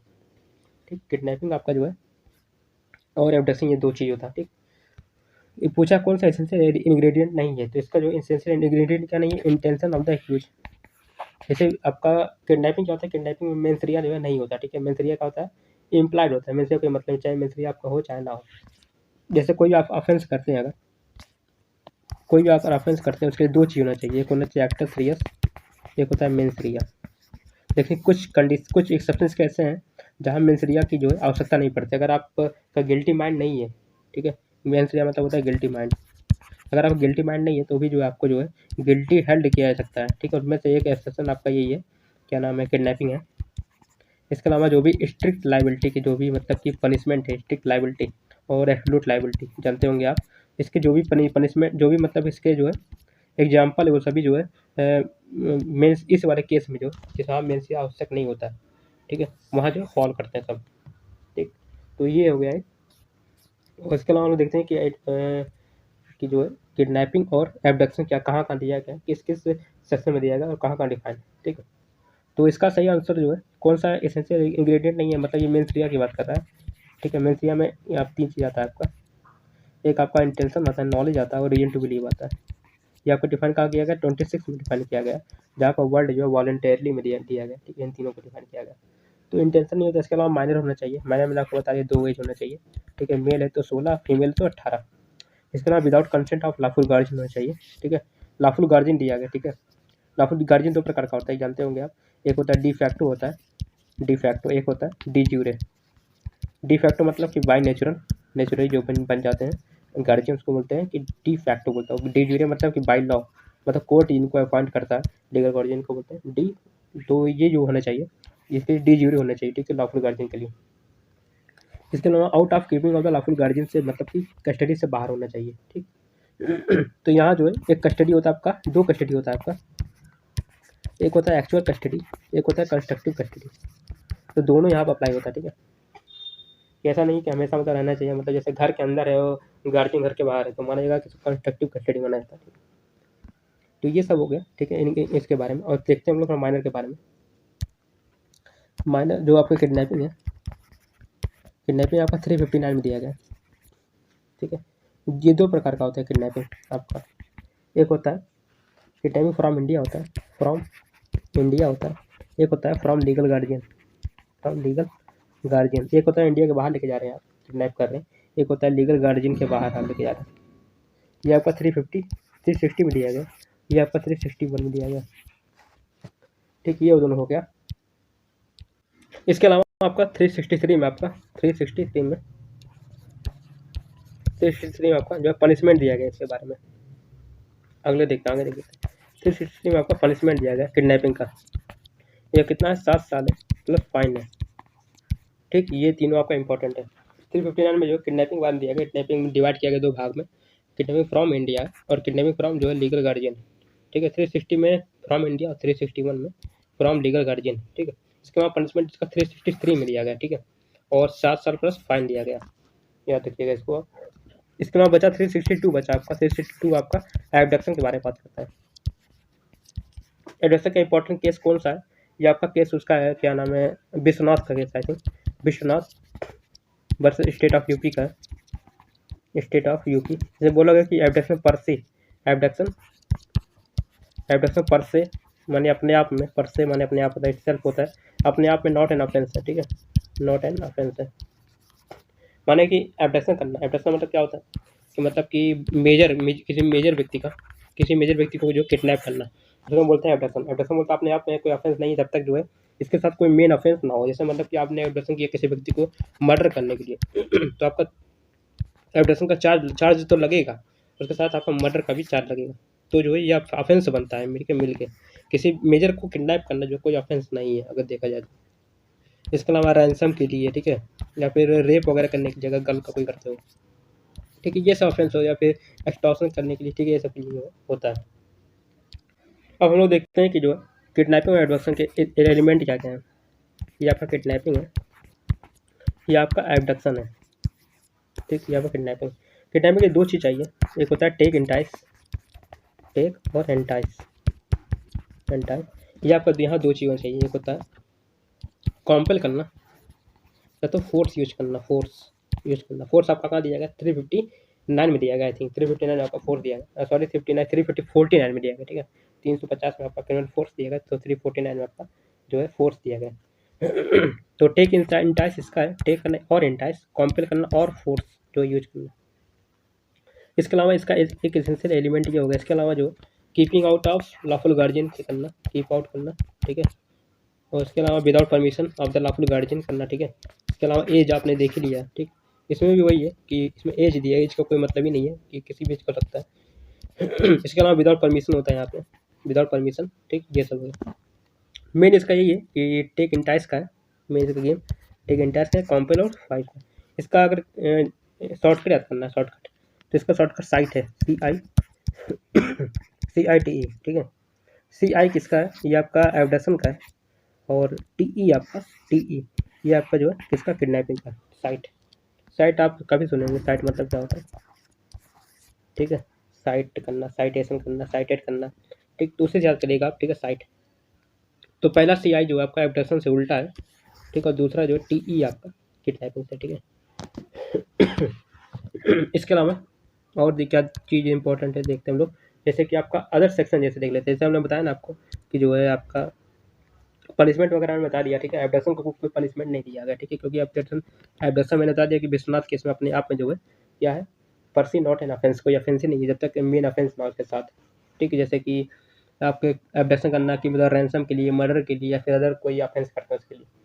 अब देखते हैं हम लोग इंपॉर्टेंट केस कौन कौन थे इसमें, ठीक है, किडनैपिंग में आपके जो इंपॉर्टेंट केस कौन से, 3 इंपॉर्टेंट केस है। एक आपका आर वर्सेस प्रिंस का केस है, प्रिंस, जो आपका मेंस रिया में भी जो है यूज होता है, आर वर्सेस प्रिंस का केस। इसके अलावा आपका TD वदगामा केस है, TD वदागामा, GAMA, ठीक है, Vadgama versus I think state of Madras का, I think state of Gujarat शायद है, ये स्टेट ऑफ गुजरात का केस है, ठीक है, एक बार क्रॉस चेक कर लीजिएगा। इसके अलावा जो आपका वरदराजन का केस है, वर्धा WARDHARAJAN राजन वर्सेस इसके मद्रास का केस है, ये स्टेट ऑफ मद्रास तो ये दो है। इसमें क्या है, आर वर्सेस प्रिंस वाले केस में क्या होता है, इसमें बोला गया कोर्ट ने बोला कि जो है कि मेंस रिया का कोई मतलब, मेंस रिया चाहे हो चाहे ना हो, ठीक, किडनैपिंग में मतलब अगर मतलब कि जो मतलब कि अगर मेल व्यक्ति फीमेल को अगर किडनैप किया है, मतलब बॉय ने अगर गर्ल को किडनैप किया है, तो भले ही बॉय का जो कोई इंटेंशन नहीं था, या फिर बॉय को लगता है कि मतलब देखने में लग रही थी कि वह मेजर, इसमें ये बोला गया कि देखने में लग रही थी वह मेजर है, लेकिन बाद में पता चला कि वह मेजर नहीं है, माइनर थी, ठीक है। तो प्रिंस ने जो है यही मतलब कि एक डिफेंस अपना दिया था कि मुझे देखने लगा कि जो है वह जो है मेजर है, इसलिए मैंने जो है उसके साथ जो है उसको जो किडनैप किया। तो कोर्ट ने कहा कि जो है ये आपका लगना जो है ये कोई मतलब कि कोई डिफेंस नहीं है, और ठीक है, यहाँ जो है मेंस रिया कोई मतलब नहीं है, अगर वो जो है क्या है, माइनर है, तो जो है आप इसे मेंस रिया कोई मतलब नहीं है, बिना मेंस रिया का जो है आपको एब्सोल्यूट लायबिलिटी या फिर स्ट्रिक्ट लायबिलिटी आपको जो है गिल्टी हेल्ड किया जाएगा। तो ये जो है आर वर्सेस प्रिंस वाले केस में बोला जाता है, ठीक है इसके अलावा TD वदगामा वाले केस जो था बस स्टेट ऑफ गुजरात का केस था। इसमें क्या किया गया था, कॉम्पेल करना मैरिज के लिए, जो है कॉम्पेल फॉर मैरिज, ठीक है, ये भी जो है इसमें मतलब हेल्ड किया गया था किडनैपिंग में, ठीक है, किस लिए ले गया था, कॉम्पेल फॉर मैरिज करने के लिए, ठीक है, मैरिज के लिए जो है किसी व्यक्ति का, इस लड़का का किडनैप किया गया था, तो उसके लिए जो है हेल्ड लायबल किया गया था। ठीक, इसके अलावा Varadarajan versus state of Madras वाला केस, ये इंपॉर्टेंट केस है। इसमें बोला गया कि अगर मतलब कि जो लड़की है, गर्ल है, उसको अगर पता है, ठीक है, अगर समझने में काबिल है, अगर मतलब उसको अंडरस्टैंडिंग वगैरह उसकी जो है अंडरस्टैंडिंग कैपेसिटी अगर डेवलप है वो अच्छे से, वो जान रही है कि मुझे मतलब कोई व्यक्ति किडनैप करना लेके जा रहा है, फिर भी वो अगर वो जा रही है उसके साथ में, तो इसको जो है किडनैपिंग नहीं माना जाएगा। ठीक, ये बोला गया इसमें कि अगर कोई लड़की जो है जो समझदार है, उसको पता है कि क्या मतलब कि हो रहा है, ठीक है, और उसके साथ फिर भी जो है उसके साथ जो है बिना मतलब कि फोर्सफुली, विदाउट फोर्सफुली जो उसके साथ अगर जाती है, तो इसको जो है किडनैपिंग नहीं माना जाएगा, कोई ऑफेंस नहीं माना जाएगा, क्योंकि लड़की को पता है कि मतलब कि जो है कि मतलब किडनैपिंग हो रहा है कि क्या हो रहा है। तो ये 3 केस इंपॉर्टेंट थे। ठीक है, बस यही था। इसके अलावा अगर आप सेक्शन वगैरह देखना है, जैसे आपका 359 से लेके आपका आई थिंक 374 तक शायद है आपका, इसके बाद आपका रेप स्टार्ट होता है। ये पूरे इसके सेक्शन दिए गए हैं। जैसे आपका 359 आपने देख लिया, आपका जैसे देख लेते हैं कुछ सेक्शन। 359 में आपका जो है दो भाग में डिवाइड कर दिया, 360 में और 361 में, यानी फ्रॉम इंडिया और फ्रॉम लॉफुल गार्जियन। ठीक, फ्रॉम इंडिया और from lawful guardian, from LG। इसके बाद 360 में आपका हो गया। 362 में आपका जो है एब्डक्शन के बारे में, ABD के बारे में। 363 में आपका जो है पनिशमेंट दिया गया। ठीक है, ठीक है। अब 363A से जो है हमारा पूरा कहानी स्टार्ट होता है। ठीक, 363A में जो है आपका जो है दिया गया कि मर्डर के बारे में, किडनैपिंग विद 363 में पनिशमेंट दिया गया। इसमें आपका किडनैपिंग फॉर बेगिंग का इसमें दिया गया, मतलब कि भिक्षा मांगने के लिए, भीख मांगने के लिए आप किसी व्यक्ति के, किसी लड़के को किडनैप करते हैं। ठीक है, इसके अलावा आपका 364 में दिया गया, उसमें मर्डर के बारे में बात किया गया, किडनैपिंग विद मर्डर के लिए। 364A में आपका किडनैपिंग विद रैंसम के लिए दिया गया, इसमें आपका डेथ पेनल्टी दिया गया, डेथ सेंटेंस भी दिया गया इसमें। ठीक, 364A में। इसके अलावा 365 में आपका देखेंगे 365 में आपका रॉन्गफुल कन्फाइनमेंट के लिए, रॉन्गफुल कन्फाइन करते हैं आप किसी व्यक्ति को। ठीक है, तो इस तरह का पूरा जो ऑफेंस दिया गया। इसके अलावा इंपॉर्टेंट कौन कौन से देखते हैं, जैसे आपका जो है 370 हो गया, जिसमें ट्रैफिकिंग वगैरह दिया गया। ठीक है, ट्रैफिकिंग वगैरह दिया गया। इसके अलावा जो है आपका 370A हो गया, इसमें आपका जो है एक्सप्लॉयटेशन दिया गया, एक्सप्लॉयट करना है। फिर इसके अलावा 369 आपका काफ़ी इंपॉर्टेंट है आपका 369 आई थिंक। 369 में जो है 10 ईयर के बारे में बात किया गया, 10 ईयर्स के बारे में, ये आपका इंपॉर्टेंट हो जाता है। 10 ईयर्स याद रखिएगा। 369, ठीक है, 369 में आपका 10 ईयर्स के बारे में याद किया, काफ़ी पूछा एग्जाम में, और काफ़ी बार गलती भी होता है इसमें। ठीक, ये सब हो गया, बस ये सब याद रखिएगा आप। ठीक, इंपॉर्टेंट ये सब था। इसके हम अलग से वीडियो बना देंगे। ठीक है, इसको रिवाइज करने के लिए पूरा एक अलग से बनेगा, तभी जो है पूरा क्लियर हो पाएगा ये। तो ये पूरा किडनैपिंग एडवर्सन के बारे में होगा। ठीक है, अब अगला क्वेश्चन में देखते हैं क्या। अगला क्वेश्चन हमारा जो है IPC से ही है। A incites a dog to spring upon Z without Z permission के। ठीक है, here A has committed the offence. A ने कौन सा ऑफेंस जो है कमिट किया। ठीक, तो इसका सही आंसर हो जाएगा क्रिमिनल फोर्स इसने किया। ठीक है, ठीक है, क्रिमिनल फोर्स आपका अंदर 350 में आपका जो ऑफेंस दिया गया, और इसका पनिशमेंट कहाँ दिया गया, इसका पनिशमेंट आपका 352 में दिया गया। ठीक, पनिशमेंट 350 में आपका डिफाइन किया गया है, और 352 में आपको जो है पनिशमेंट दिया गया है कि अगर किसी कुत्ते को आप इंसाइट करते हैं, कोई कुत्ता अगर इसको इंसाइट करते हैं किसी के ऊपर कूदने के लिए, जंप करने के लिए, तो जो आपको जो क्रिमिनल फोर्स के लिए लायबल किया जाएगा। ठीक, अब देखते हैं कि जो है जैसे आपका क्रिमिनल फोर्स होगा। ठीक है, क्रिमिनल फोर्स में क्या क्या एसेंशियल्स के देखते हैं, इसके एसेंशियल इंग्रेडिएंट्स क्या क्या है। इसके एसेंशियल इंग्रेडिएंट आपका 349 है। ठीक, यानी कि फोर्स होना चाहिए, पहली बात आपको फोर्स होना चाहिए। ठीक है, उसके प्लस उसके अलावा क्या क्या होना चाहिए, उसके अलावा इंटेंशन होना चाहिए, या फिर नॉलेज होना चाहिए। ठीक है, उसके बाद जो है पर्पस क्या होना चाहिए, पर्पस आपका कोई ऑफेंस कमिट करने के लिए, तो ऑफेंस कमिट कर रहे हैं, ऑफेंस कमिट करने के लिए, और प्लस जो है आप या तो उस व्यक्ति को जो इंजरी कर रहे हैं, इंजरी फियर एनवांस, इंजरी करें या फियर करें एनवांस करने के लिए। ठीक है, तो ये आपका एसेंशियल एलिमेंट हो गया। ठीक है, 349 होना चाहिए। 349 मतलब क्या होगा, में फोर्स डिफाइन किया गया, मतलब इसमें 3 प्रकार के डिवाइड किया गया। एक होता है cease motion, CEAS, cease of motion. ठीक है, एक होता है चेंज ऑफ मोशन, एक होता है आपका कॉज ऑफ मोशन, मोशन माने गति। तो ये होना चाहिए पहला आपका एलिमेंट। दूसरा आपका इंटेंशन होना चाहिए, फिर नॉलेज होना चाहिए। ठीक है, तीसरा होना चाहिए पर्पस क्या होना चाहिए उसका, पर्पज होना चाहिए, कोई ऑफेंस कमिट करें तो कोई इंजरी एंड फियर एनवांस करने के लिए आप जो है फोर्स का यूज करते हैं तो जो है क्रिमिनल फोर्स माना जाएगा। ठीक, इंजरी आप जानते हैं आपका 44 में दिया गया इंजरी। इंजरी में आपका क्या होता है, मतलब होता है कोई भी हार्म जो क्या करता हो, BMRP करता हो, BMRP यानी बॉडी माइंड रेपुटेशन प्रॉपर्टी को अगर कोई व्यक्ति कुछ अगर हार्म करते हैं, कोई व्यक्ति करता है किसी दूसरे व्यक्ति को, तो उसको माना जाता है इंजरी माना जाता है। ठीक है, ये आपको दिया गया। ऑफेंस आप जानते हैं, ऑफेंस आप कहाँ डिफाइन आपका 40 में आपको डिफाइन, 40 में ऑफेंस डिफाइन। ठीक है, ऑफेंस में 3 प्रकार का दिया गया। ठीक है, एक है ऑफेंस अंडर IPC दिया गया, एक होता है स्पेशल लॉ दिया गया, एक होता है लोकल लॉ। ठीक, तो ये इसका एसेंशियल इंग्रेडिएंट होगा। इसके अलावा ऑप्शन से देखते हैं हम लोग और क्या क्या है। जैसे असॉल्ट हो गया आपका, असॉल्ट का आपको 2 इंग्रेडिएंट है, गेस्चर और प्रिपरेशन। गेस्चर प्रिपरेशन जैसे कि मतलब कि कोई व्यक्ति मुट्ठा दिखा रहा है किसी व्यक्ति को मारने के लिए, ठीक है, या फिर कोई व्यक्ति डंडा ऐसे दिखा रहा है किसी व्यक्ति के ऊपर अटैक करने के लिए, तो ये सब क्या होगा, फोर्स। जहाँ मतलब कि ये टच नहीं हुआ, ठीक है, अगर टच नहीं हुआ तो जो है आपका असॉल्ट में आएगा, अगर टच हो गया तो आपका जो है क्रिमिनल फोर्स में आ जाएगा। ठीक, याद रखिएगा। इसके अलावा डिफेमेशन जानते होंगे, डिफेमेशन का लिया हमारा, डिफेमेशन आपका 499 में दिया गया, मैं डिफाइन किया गया इसमें डिफेमेशन। 500 में आपका पनिशमेंट दिया गया, 500 पनिशमेंट दिया गया, 2 साल और शायद फाइन है या फिर और फाइन कर दिया गया। ठीक है, 2 साल और फाइन दिया गया। ठीक है, इसके अलावा जो आपका 501 में आपका कोई चीज़ अगर आप क्या करते हैं, 501 501 में आपका कोई प्रिंट करते हैं या फिर इनग्रेविंग से आपको किसी व्यक्ति को जो है डिफेम करते हैं। ठीक है, 501 में। 502 में अगर कोई सेल करते हैं कोई ऐसा चीज़ जो कि प्रिंटिंग और इनग्रेविंग है, प्रिंट करते हैं इनग्रेव करते हैं, मतलब कि इनग्रेव मतलब कि खोद के मतलब डिजाइन को बनाना। ठीक है, पत्थर पे काट डिजाइन तो उसको बोलते हैं इनग्रेविंग बोलते हैं। ठीक, तो 501 से 499 से लेकर 502 तक पूरा जो है डिफेमेशन के बारे में दिया गया। ठीक, इसके अलावा attempt to cause hurt, hurt आपका 319 में दिया गया। ठीक है, हर्ट आपको कहाँ दिया गया, एक मिनट इसको लेकर आते ऊपर। ठीक है, हर्ट आपका 319 में दिया गया, 319 में। इसमें 3 चीज़ दिया गया, BDI। ठीक है, BDI याद करिएगा। ठीक है, बॉडली इंजरी दिया गया, डिसीज दिया गया, डिजीज दिया गया आपको, डिजीज मतलब बीमारी कोई, बॉडली इंजरी को दिया गया, बॉडली इंजरी। और आई मतलब इन्फॉर्मिटी कोई हुआ, इन्फॉर्मिटी मतलब के तरीके से कोई मतलब बॉडी इन्फॉर्म हो गई है, मतलब कि विकलांग टाइप में। ठीक है, कोई मतलब ऐसा कुछ। तो ये जो है 319 में ये तीनों कंडीशन होना चाहिए, कोई एक कंडीशन हो तो हार्ट माना जाता है।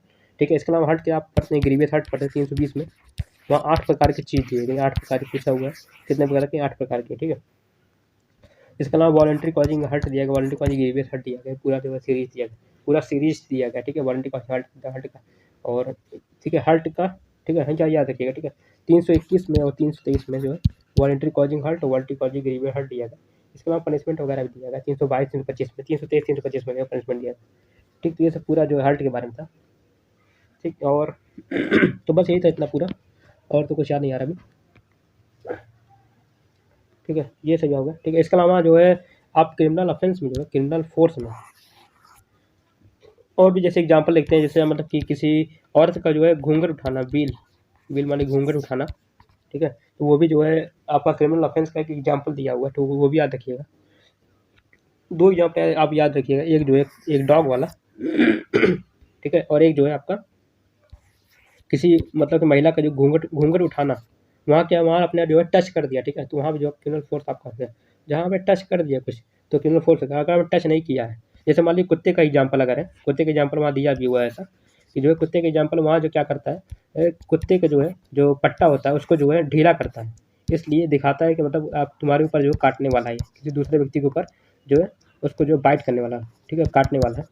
तो जो है या क्या होगा, यहाँ क्रिमिनल फोर्स होगा, क्यों नहीं, क्योंकि इनने वही टच नहीं किया, ये भी जो है कुत्ते का फीता जो है खोल रहा है। ठीक है, तो ये भी एग्जाम्पल जो है, ये एग्जाम्पल असॉल्ट का है, तो असॉल्ट का ये और एग्जाम्पल है इंसाइट एंड डॉग वाला, ये आपको क्रिमिनल फोर्स का एग्जाम्पल। ठीक है, याद रखिएगा। तो अगला एग्जाम्पल, अगला क्वेश्चन देखते हैं हम लोग, ये पूरा होगा आपका। ठीक है, असॉल्ट वगैरह, असॉल्ट और एक यहाँ ये भी जान दीजिए कि जो है आपका नीचे देखते होंगे जैसे आपका क्रिमिनल फोर्स हो गया, क्रिमिनल फोर्स प्लस असॉल्ट, इन दोनों का पनिशमेंट जो एक ही सेक्शन में दिया गया है आपका 392 में दिया गया। ठीक, 392 में, हाँ सॉरी 392 का है, ये आपका जो है कहाँ दिया गया, 352 में, सॉरी 352 में। ठीक है, एक चीज़ बता दें, 349 में आपका फोर्स दिया गया, 350 में आप क्रिमिनल फोर्स दिया गया, 351 में आपका असॉल्ट दिया गया और 352 में आपका इन दोनों का पनिशमेंट दिया गया 352 में। ठीक, तो 352 में इसका जो है पनिशमेंट दिया गया, जिसका जो है पनिशमेंट कितना है 3 महीना 3 MS दोनों का, चाहे क्रिमिनल कोर्ट हो चाहे सॉल्ट हो, और प्लस 1000 रुपये fine, 1000 sorry 500 I think fine है, फाइन 500 है और फाइन 500 रुपये, ठीक। तो ये सब इसका पूरा हो गया, ठीक। अब देखते हैं अगला क्वेश्चन में। अगला क्वेश्चन आपका किससे है, डॉक्ट्रिन ऑफ इम्पॉसिबिलिटी, मतलब कि इंडियन कॉन्ट्रैक्ट एक्ट से आपका कि जो है इम्पॉसिबिलिटी कहा दिया। इम्पॉसिबिलिटी कौन सा लीडिंग केस है, तो इसका लीडिंग केस जो है टेलर वर्सेस कार्डवेल का है, कार्डवेल का है, ठीक। आप समझते हैं हम लोग कि इम्पॉसिबिलिटी होता क्या है, ठीक है, डॉक्ट्रिन ऑफ इम्पॉसिबिलिटी, ठीक है, इसको देखते हैं हम लोग। ये इंडियन कॉन्ट्रैक्ट एक्ट का जो है डॉक्ट्रिन है, डॉक्ट्रिन ऑफ इम्पॉसिबिलिटी। इम्पॉसिबल मतलब कि अब वो चीज़ मतलब नहीं हो सकता, ठीक है, इम्पॉसिबल है वो चीज़ होना, ठीक है। इस इम्पॉसिबिलिटी को एक चीज़ हम लोग और बोलते हैं, इसको हम लोग बोलते हैं फोर्स मेज्योर, ये भी पूछता है एग्जाम में, फोर्स मेज्योर। ये कॉन्सेप्ट ऑफ फोर्स मेज्योर या फिर डॉक्ट्रिन ऑफ फोर्स मेज्योर कहाँ दिया गया, इंडियन कॉन्ट्रैक्ट एक्ट में। इसके अलावा आपका टॉर्ट में भी दिया गया। फोर्स मेज्योर मतलब होता है एक्ट ऑफ गॉड होता है, ठीक है, एक्ट ऑफ गॉड, इसको लोग बोलते हैं force majeure, act of God. एक डिफेंस होता है ना एक्ट ऑफ गॉड, तो यही यहाँ भी एक डिफेंस है, ठीक। अब देखते हैं हम लोग कि इम्पॉसिबिलिटी आपका 3 प्रकार से होता है। इम्पॉसिबिलिटी आपका 3 प्रकार से होता है। एक आप होता है फिजिकल होता है आपका, यानी फिजिकल इम्पॉसिबिलिटी मतलब किसी का डेथ हो गया, ठीक है, या फिर डिस्ट्रक्शन ऑफ सब्जेक्ट मैटर वगैरह हो गया, ठीक है। इसके अलावा वार वगैरह हो गया, वार हो गया, या फिर किसी व्यक्ति का डेथ हो गया, ठीक है, या तो सब्जेक्ट मैटर जो है डिस्ट्रॉय हो गया, ठीक है, जिसके लिए जो है कॉन्टेक्ट किया गया था वही डिस्ट्रॉय हो गया, ठीक। एक होता है आपका लीगल होता है लीगल इम्पॉसिबिलिटी, मतलब ऐसा कोई लॉ हो गया जो मतलब उसको जो है प्रोहिबिट कर दिया, ठीक, तो ये लीगल इम्पॉसिबिलिटी होगा। इसके अलावा एक होता है आपका प्रैक्टिकल इम्पॉसिबिलिटी, प्रैक्टिकल इम्पॉसिबिलिटी, ठीक है, जहाँ क्या होता है, जहाँ पर्पज ही जो है डिफीट हो गया, पर्पज अगर डिफीट हो गया तो वहाँ क्या होता है, वहाँ आपका क्या होता है प्रैक्टिकल इम्पॉसिबिलिटी डिफीट, ठीक है। तो इसका 3 है, PLP इसको बोलते हैं हम लोग, PLP, फिजिकल लीगल और प्रैक्टिकल इम्पॉसिबिलिटी, 3 प्रकार का इम्पॉसिबिलिटी होता है, ठीक है। ये हो गया आपका। इसके अलावा जो है आप तीनों समझ गए, ये तीनों मतलब कि वार हो गया और आपका जो है डेथ हो गया या फिर सब्जेक्ट मैटर डिस्ट्रॉय हो गया, ठीक। तो इसका एक एग्जांपल जैसे आपका जैसे देखते हैं, जैसे समझ लेते हैं हम लोग कि सेक्शन 56 में क्या दिया था, अब उसके बाद आगे देखते हैं इसका ये जो है इंपॉर्टेंट केस लॉ क्या है। सेक्शन 56 आपका जो है 3 भाग में डिवाइड है आपका, ठीक है, फर्स्ट है आपका, सेकंड है आपका, थर्ड है आपका, 3 पार्ट में डिवाइड है, ठीक है। पैरा में दिया गया अलग अलग, पैरा 1 पैरा 2 पैरा 3। पहले में पैरा में दिया बोला गया एग्रीमेंट वाइड बोला गया इम्पॉसिबिलिटी मतलब एग्रीमेंट वाइड होता है, यानी एग्रीमेंट के स्टेज पे जो है इम्पॉसिबल हो गया, ठीक है। दूसरा जो है आपका जो है कॉन्ट्रैक्ट वाइड होता है, कॉन्ट्रैक्ट वाइड मतलब कि कॉन्ट्रैक्ट के स्टेज पे जो है इम्पॉसिबिलिटी हो गई, जिससे जो है कॉन्ट्रैक्ट आपका वाइड हो गया। तीसरा आपका कंपनसेशन से आपका है इस, ठीक है, मतलब एक पार्टी जानता था कि इम्पॉसिबल ये चीज़ जो है ये कॉन्ट्रैक्ट इम्पॉसिबल है, फिर भी जो है वो व्यक्ति जो है दूसरे व्यक्ति को इस कॉन्ट्रैक्ट में जो है इन्वॉल्व करता है, तो उसको हम बोलते हैं क्या, वाइडेबल कॉन्ट्रैक्ट बोल सकते हैं हम लोग। मतलब एक पार्टी को पता था कि जो है इम्पॉसिबल है, फिर भी जो है कॉन्ट्रैक्ट में इंटर होता है, तो इसके लिए कंपनसेशन वगैरह का बात किया गया, ठीक है, पारा 3 में, ठीक। अब हम देखते हैं कि इम्पॉसिबिलिटी का जो फ्रस्ट्रेशन, हमारा जो इम्पॉसिबिलिटी है, फ्रस्ट्रेशन डॉक्ट्रिन ऑफ फ्रस्ट्रेशन है, इसका जो है ऑरिजिन कैसे हुआ है और इसका ऑरिजिन क्या है फ्रस्ट्रेशन का। तो इसका ऑरिजिन जो है जैसे कि पहले के मतलब कि काफ़ी मतलब समय पहले जो है ये रूल था कि जो है एब्सोल्यूट कॉन्ट्रैक्ट का जो है रूल था, absolute contract LUTE, absolute contract का रूल था। एब्सोल्यूट कॉन्ट्रैक्ट मतलब एक वन से कॉन्ट्रैक्ट ऑलवेज ए कॉन्ट्रैक्ट, इस तरह का रूल था, मतलब कि जैसे आप मॉर्टगेज में पढ़ते कि वन से मॉर्टगेज ऑलवेज ए मॉर्टगेज, उसी तरह का पहले जो है कॉन्ट्रैक्ट में ये रूल था कि एक बार अगर कॉन्ट्रैक्ट हो गया तो जो है हमेशा जो है कॉन्ट्रैक्ट हो रहेगा, ठीक है। और यह रूल जो है अप्लाई किया गया था एक केस में जिसका नाम था पैराडीन वर्सेस जेन का केस था, JANE, पैराडीन वर्सेस जेन वाले केस में जो है ये जो है चीज़ जो है बोला गया था, ठीक है। लेकिन बाद में 1883 में क्या हुआ, 1863 में क्या हुआ कि जो है क्वीन बेंच के द्वारा एक जजमेंट पास किया गया जिसका मतलब कि टेलर वर्सेस कार्डविल के नाम से बोलते हैं। ये जो एग्जाम में ये क्वेश्चन पूछा है कि टेलर वर्सेस कार्डविल में जो है इस केस को जो है इस जो एब्सोल्यूट लाइबिलिटी का एब्सोल्यूट कॉन्ट्रैक्ट का जो रूल था इसको जो है डिनाई किया गया, ठीक है। और इसके अलावा जो है बोला गया कि जो है कॉन्ट्रैक्ट भी जो है इम्पॉसिबल हो सकता है, ठीक है। उस समय जो है ये इसको जो है फ्रस्ट्रेशन बोला गया इंग्लिश टर्म में इसको फ्रस्ट्रेशन बोलते हैं। फ्रस्ट्रेशन का मतलब होता है इम्पॉसिबिलिटी होता है, ठीक है। तो ये जो है आपका डॉक्ट्रिन ऑफ फ्रस्ट्रेशन देखा जाए तो आपका इसी जो है केस से जो है आपका आया, ठीक है। और एब्सोल्यूट कॉन्ट्रैक्ट को जो है डिनाई कर दिया गया। अब एब्सोल्यूट कॉन्ट्रैक्ट नहीं कोई है, ठीक है, कोई कॉन्सेप्ट नहीं है, जिसको पैराडीन वर्सेस जीन के केस में हेल्ड किया गया था कि एब्सोल्यूट कॉन्ट्रैक्ट होता है। लेकिन 1863 में जो है टेलर वर्सेस कार्डविल ने ऐसे रूल को जो है डिनाई कर दिया, ठीक है। और नया रूल जो है इम्पॉसिबिलिटी का लेकर आया, इसको हम बोलते हैं इंग्लिश टर्म में फ्रस्ट्रेशन, ठीक। तो ये इसका पूरा हिस्ट्री था। और इसके संबंध में जो है आपका जो है बाकी चीज़ था। तो अगर देखा जाए यहाँ पे आपका इसमें कौन कौन से जैसे केस वगैरह इंपॉर्टेंट कौन कौन से, जैसे कि आपका जो है डेथ वाले केस में आपका रॉबिन्सन वर्सेस डेविडसन का केस है। रॉबिन्सन वर्सेस डेविडसन का केस तो डेथ वाले में आता है, ठीक है। पूछता है रॉबिन्सन वर्सेस डेविडसन, ठीक है, ठीक है। ये सब केस हैं और भी मतलब केस काफ़ी इंपॉर्टेंट है, लेकिन जो है उनको डिस्कस करना जो है अभी मतलब कि ज़्यादा हो जाएगा, ज़्यादा लेंदी हो जाएगा, ठीक है। प्रैक्टिकल में आपका देखना है, प्रैक्टिकल का सबसे इंपॉर्टेंट केस तो आपका वही है, दो केसेस में प्रैक्टिकल में आपका दो केस है। एक आपका क्रेल वर्सेस हेनरी का है, क्रेल वर्सेस हेनरी का केस है, क्रेल वर्सेस हेनरी। और दूसरा आपका जो है सबसे इंपॉर्टेंट केस है आपका सत्यव्रता घोष वर्सेस मुगनीराम केस है, मुगनीराम बांगर BANGUR बांगर, मगनीराम MUGNRAM, ठीक है। मुगनीराम वर्सेस सत्यव्रत घोष वर्सेस मुगनीराम बांगर केस है, ठीक है। ये प्रैक्टिकल में आता है। प्रैक्टिकल में दो आता है आपका क्रेल वर्सेस हेनरी का केस आएगा एक और आपका एक सत्यव्रत घोष का केस आएगा, ठीक। तो ये इंपॉर्टेंट केस था, और भी केस है इसमें लेकिन ज़्यादा लेंदी हो जाएगा, ठीक है। तो बस इतना ही था इसके बारे में, ठीक है। अगला क्वेश्चन देखते हैं हम लोग क्या है। तो इसका सही आंसर क्या हो जाएगा, टेलर वर्सेस कार्डविल हो जाएगा आपका, ये आपका सही आंसर हो जाएगा, ठीक। इसके अलावा बाकी केस उतना इंपॉर्टेंट नहीं है, तो कभी पूछा नहीं एग्जाम में, तो इसके बारे में डिस्कस नहीं करते हम लोग, ठीक है। अगला क्वेश्चन देखते हैं क्या है। अगला क्वेश्चन आपका जो है IPC से expression disaffection section 124A of the IPC include करता है कि जो IPC का सेक्शन 124A यानी कि सेडिशन के बारे में बोलता है। सेडिशन हमारे राजद्रोह के बारे में बोलता है, ठीक है। जिसको इस समय वर्तमान के समय में क्या है, ये पेंडिंग हो गया। आप इस पर कोई FIR आप लॉ नहीं करवा सकते हैं।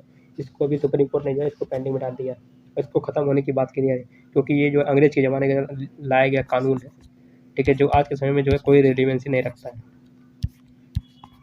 सिटीजन मतलब कोई भी अगर आप क्रिटिज्म कर रहे हैं जो कि मतलब अगेंस्ट द गवर्नमेंट है और वायलेटिव नेचर का, वायलेटिव मतलब कि वायलेंस नेचर का, मतलब कि हिंसा भड़काने वाला, तो उसको जो है सेडिशन की कैटेगरी में लाया जाता है। तो अभी तो वर्तमान में ये सब मतलब कि पेंडिंग चल रहा है, तो इसको खत्म होने की बात हो रही है, ठीक है। सेडिशन आज क्वेश्चन देखते हैं हम लोग। तो डिसअफेक्शन सेक्शन 124A में जो इंक्लूड क्या करता है, तो इसका सही आंसर ए होगा, disloyalty plus feeling of enmity, दो चीज़ आता है, डिसलॉयल्टी और फीलिंग ऑफ एनमिटी। तो अब हम लोग देखते हैं कि जो है कहाँ कहाँ दिया सेडिशन, जो IPC में कहाँ दिया था। सेडिशन आपको 124A में दिया गया, ठीक है। सेडिशन ये आई थिंक 1813 में शायद ऐड किया गया था, एक बार क्रॉस चेक कर लीजिएगा आप लोग, 1813 में इसको ऐड किया गया शायद। तो इसका एसेंशियल एलिमेंट क्या है कि मतलब कोई व्यक्ति जो है हूसोएवर क्या करता है, ठीक है, चार चीज़ करता है, या तो वर्ड के द्वारा यानी शब्दों से, या तो स्पोकन यानी बोल कर, ठीक है, या तो विजुअल रिप्रेजेंटेशन यानी कुछ दिखाकर, या फिर किसी अदर मीन्स के द्वारा, किसी दूसरे मीन्स के द्वारा क्या करता है, दो चीज़ करता है। एक आपका हेट्रेड करता है, हेट्रेड, ये याद रखिएगा दो वर्ड, हेट्रेड और एक्साइट।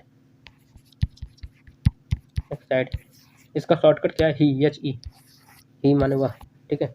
इसका शॉर्टकट यही है 124 का कि जो है कोई वर्ड शब्दों से बोलकर, दिखाकर, कुछ शो करके किसी दूसरे मीन्स के द्वारा हेट्रेड करता हो, एक्साइट करता हो। क्या चीज़ एक्साइट करता हो, डिसलॉयल्टी, ये भी इंपॉर्टेंट आपका डिसलॉयल्टी। या फिर इसको बोलते हैं डिसअफेक्शन बोल सकते हैं, या फिर डिसलॉयल्टी एंड डिसअफेक्शन, ठीक है। Against the government of India, फिर towards the government of India के खिलाफ जो की ओर से मतलब कुछ के अगेंस्ट में कुछ अगर बोलता है तो उसको जो हम लोग जो है 124A की कैटेगरी में लेके आते हैं, ठीक है। तो इसका मेन एलिमेंट क्या था कि वर्ड है, स्पोकन है, या फिर विजुअल रिप्रेजेंटेशन, या फिर अदर मीन्स के द्वारा क्या करता हूँ, हाइड्रेट करता हूँ, एच ई करता हूँ, हाइड्रेट वन एच ई, और हाइड्रेट और एक्साइट करता हूँ क्या, डिसअफेक्शन करता हूँ टुवर्ड्स गवर्नमेंट ऑफ इंडिया, ठीक है। तो इसको हम लोग बोलते हैं कि 124A माने राजद्रोह जो इम्पोर्टेंट लगा हुआ है। इसका पनिशमेंट कितना है, पनिशमेंट जो इम्प्रिजनमेंट फॉर लाइफ, ठीक है, इसका पनिशमेंट, ठीक। इसके अलावा इसमें 3 एक्सप्लेनेशन दिया गया है, ठीक है। अगर देखा जाए तो इसमें 3 एक्सप्लेनेशन दिया गया है। इसके एक्सप्लेनेशन 1 का जो है यही क्वेश्चन पूछा है कि इसमें दिया गया कि डिसअफेक्शन का मतलब क्या होता है। डिसअफेक्शन मतलब 2 होता है, डिसलॉयल्टी और फीलिंग ऑफ एनमिटी, ठीक है।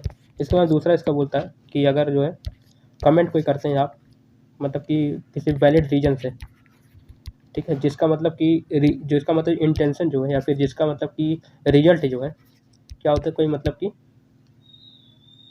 मतलब कि जो है आपका रिजल्ट कोई जो है अगेंस्ट द वायलेशन नहीं होता है, बल्कि जो है क्रिटिज्म करना होता है केवल, तो उसको जो है ऑफेंस नहीं माना जाता, ठीक है। उसको जो है 124 के उसमें नहीं आएगा। और तीसरे में भी मतलब इसी से मिलता जुलता ही बोलता है।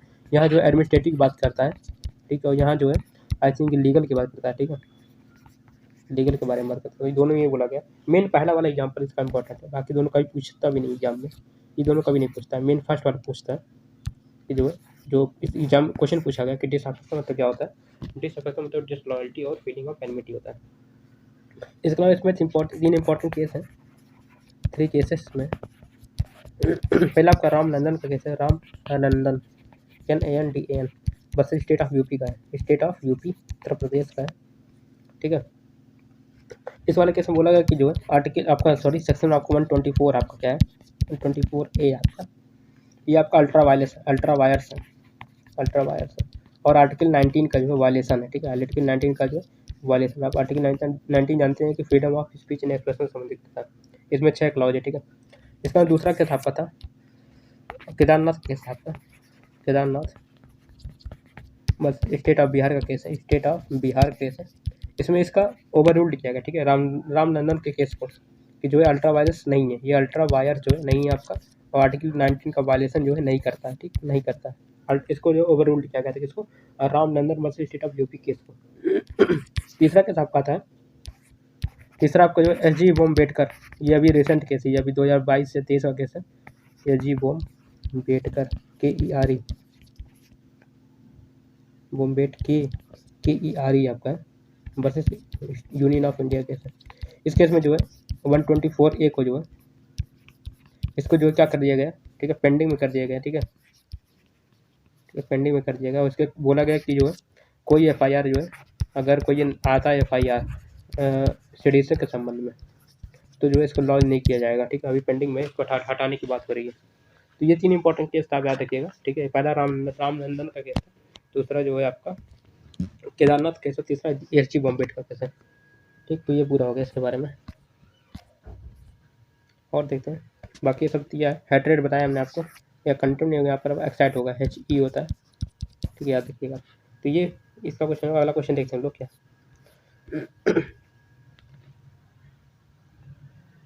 अगला क्वेश्चन आपका है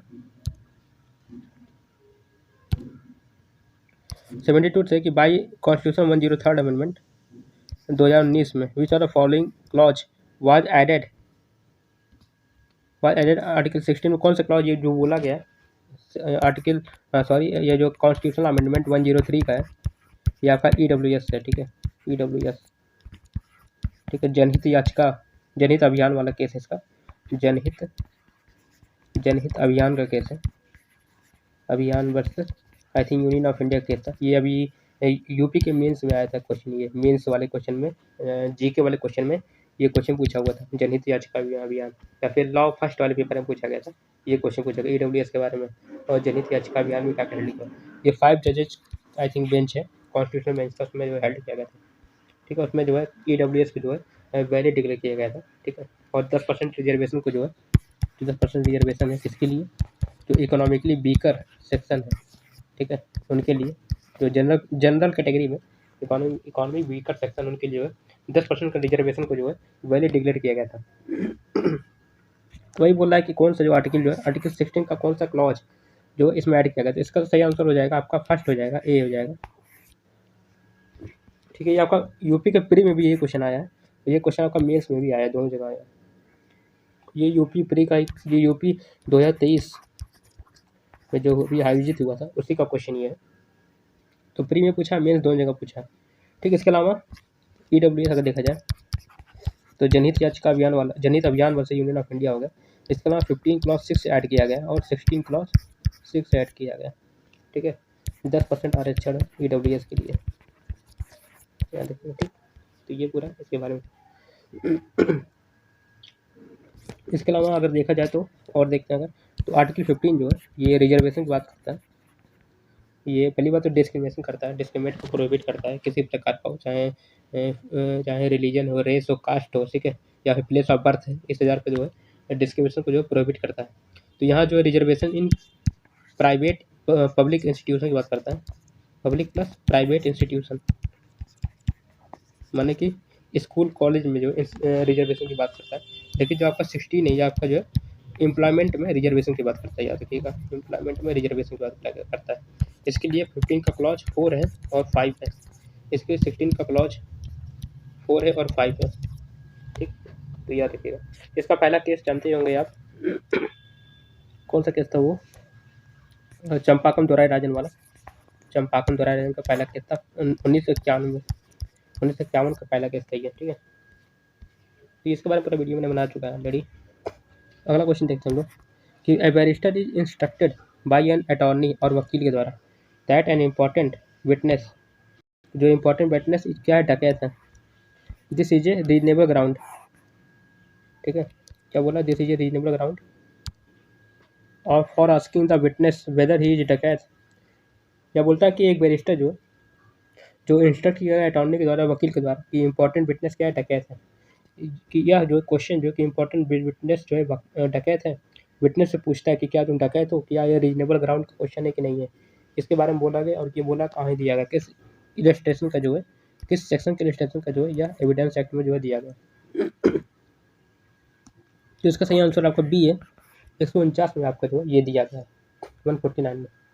ठीक है, अब लोग समझते हैं कि क्या एविडेंस एक्ट में जो है कहाँ का ये दिया गया। पहली बात तो आपका एविडेंस में एक्ट में जो कौन सा रीजनेबल ग्राउंड क्वेश्चन है, कौन सा रीजनेबल ग्राउंड क्वेश्चन नहीं है। ठीक है, इसके बारे में आपका सेक्शन जो है 149 से स्टार्ट होता है। 149 बोलता है कि कोई भी क्वेश्चन जो है आप विदाउट रीजनेबल ग्राउंड आप नहीं पूछ सकते, विदाउट रीजनेबल ग्राउंड आप जो है आस्क नहीं कर सकते, पूछ नहीं सकते। ठीक है, कितने विटनेस है। ठीक, इसका नाम 150 आपका बोलता है अगर कोई मतलब कि बैरिस्टर हो गया या फिर वकील हो गया, एडवोकेट हो गया, अटॉर्नी हो गया, ऐसा क्वेश्चन पूछा तो उसके लिए जो है हाई कोर्ट के पास एक एप्लीकेशन लेके जा सकते हैं। ठीक है, ये मतलब कि इसको रोकने के लिए 150 नहीं बोला गया, हाई कोर्ट के पास। इसके अलावा दो सेक्शन हमारा है, एक है आपका 151, एक है आपका 152। 152 बोलता है, 51 बोलता है कि आप जो है कोई भी जो है इंडिसेंट या फिर स्कैंडुलस क्वेश्चन नहीं पूछ सकते आप। ठीक है, किसी विटनेस से। और 152 बोलता है कि आप कोई भी इंसल्ट और एनवाई क्वेश्चन आप जो है विटनेस से नहीं पूछ सकते हैं। तो इसका IAS है, ये पूछा एग्जाम में, IAS और IA। ठीक है, याद रखिए 151 152 IAS IA, मतलब कि स्कैंडुलस और इंडिसेंट, और दूसरा इंसल्ट और एनवाई 51-52। ठीक है, तो ये इसका मतलब क्वेश्चन हो गया कि जो है इस तरह क्वेश्चन जो है आप नहीं पूछ सकते। तो 4 सेक्शन इसके बारे में, 149, 50, 51। अगर पूछता है 50 में तो 50 में आप जो हाई कोर्ट के पास जा सकते हैं। ठीक है, इसके लिए तो ये पूछा है कि कौन से किस में बोला गया, तो 149 बोला गया। 147 आपका क्या बोलता है, 147 आपका 147 आपका 132 से जो है लिंक करता है। ठीक है, 132 में दिया है कि विटनेस जो है, विटनेस एक्सक्यूज नहीं ले सकता, कि जो है उसको मतलब कि जो उसका आंसर जो देगा वो उसका जो है अदर पर्पज के लिए यूज किया जाएगा। ठीक है, उसको क्रिमिनेट करने के लिए या फिर पेनाल्टी के लिए या फिर फॉर फीचर के लिए। ठीक, तो 132 में दिया गया किसी विटनेस को आप कंपेयर नहीं कर सकते। इसके अलावा जो है विटनेस जो है इस किसी आंसर को देने में इस चीज़ का एक्सक्यूज नहीं ले सकता कि जो है अगर मैं इसका आंसर दूंगा तो मुझे जो है बाद में क्रिमिनेट किया जाएगा, मतलब क्रिमिनल चार्ज मेरे ऊपर लगाया जाएगा, कोई पेनल्टी लगा देगा, कोई फॉरफीचर लगाया जाएगा। तो 132 में ये दिया गया। इसके साथ हम लोग पढ़ते हैं 147 पढ़ते हैं। इसके अलावा कौन सा सेक्शन दिया था? 145 दिया था। 145 आप जानते होंगे, ये दो चीज़ बात करता है। एक आपका क्रॉस के बारे में बात करता है, क्रॉस एग्जामिनेशन। एक आपका कॉन्ट्राडिक्शन के बारे में बात करता है। क्रॉस मतलब क्रॉस एग्जामिनेशन में क्या होता है? Without previous writing sent to him, बिना जो है विदाउट प्रीवियस राइटिंग, बिना मतलब कि जो जैसे पहले कोई अगर उसको मतलब बुलाया गया है विटनेस के लिए, और कोई इतना गवाही दिया है तो उसको बिना कुछ दिखाए जो उसका क्रॉस किया जाता है। कंट्राडिक्शन में क्या होता है? कंट्राडिक्शन को शो किया जाता है कि जो तुमने यह बोला था आप तुम यहाँ बोल रहे हो, ठीक है, कंट्राडिक्ट करने के लिए। इसका आप जानते होंगे कोरोबोरेशन होता है, ठीक है, 157 में यहाँ कोरोबोरेशन होता है। यहाँ पर मतलब कि जो स्टेटमेंट अब दिया और जो फिर पहले दिया गया उनको जो है कोरोबरेट किया जाता है, मिलाया जाता है कि जो है कहाँ तक स्टेटमेंट इसका सही है, ठीक। तो ये 3 चीज़ होता है, ठीक। याद रखिए कि क्रॉस और कंट्राडिक्शन 145 में दिया गया आपका, ठीक है। और इसके अलावा 153 आपका दिया गया सेक्शन, और 153 आपका जो है ये बोलता है एक्सक्लूजन के बारे में, बोलता है कि ये जो एक्सक्लूजन, जैसे 153 आपका ना, ये आपका जो है बोलता है एक्सक्लूजन ऑफ एविडेंस के बारे में कि जो है कोई मतलब कोई भी अगर एविडेंस जो है कंट्राडिक्ट कर रहा है, ठीक है, आंसर को, जो कि टेस्टिंग वेरासिटी को, तो उसको जो है एक्सक्लूड करता है, ठीक है। तो इसके बारे में जो 153 जो है बात करता है।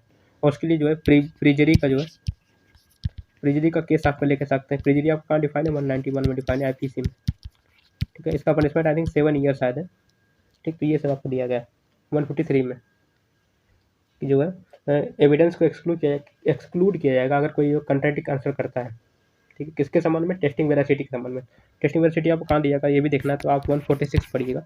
इसमें 3 पार्ट में दिएगा। एक दिया गया टेस्टिंग वेरासिटी, एक आपका discover who is and what is position, and दूसरा सेक इज क्रेडिट दिया गया, ठीक है। TDS बोलते हैं हम लोग। TDS अगर बना देखना है तो देखिए TDS यानी कि टेस्टिंग हिज वेरासिटी, और डिस्कवर हु ही इज और what is position in the life, और तो तीसरा है सेक हिज क्रेडिट। तो ये पूरा जो है इसके बारे में था, ठीक है। अगला क्वेश्चन देखते हैं हम लोग क्या है,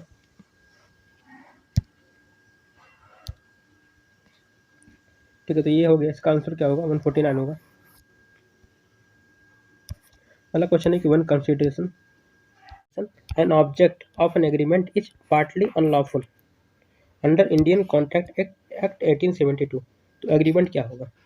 तो इसका सही आंसर आपका है कि एग्रीमेंट आपका वाइड हो जाएगा। अगर पार्ट में आपका अगर कोई एक एग्रीमेंट का कोई एक पार्ट जो है अनलॉफुल है उसका ऑब्जेक्ट, तो पूरा कॉन्ट्रैक्ट जो आपका वाइड हो जाता है, ठीक है। कहीं का नियम होता है कि अगर पार्ट वाइड है तो पार्ट वैलिड होता है, रेस्ट वाइड होता है, ठीक है। लेकिन इस केस में जो है पूरा आपका कॉन्ट्रैक्ट जो है वाइड हो जाता है, ठीक। इसका आंसर जो आपका ए है। तो इसके बारे में थोड़ा हम लोग देखते आइए, ये कहाँ दिया गया आपका? सेक्शन आई थिंक 24 में दिया गया आपका, ये सेक्शन 24 में दिया गया, ठीक है। पार्टली लॉफुल है और पार्टली अनलॉफुल है, तो आपका जो पूरा कॉन्ट्रैक्ट जो आपका वाइड हो जाता है, ठीक है। इसके अलावा सेक्शन 24 आपका डॉक्ट्रिन के बारे में बात करता है। Doctrine of blue pencil rule से बोलते हैं, ब्लू पेंसिल रूल।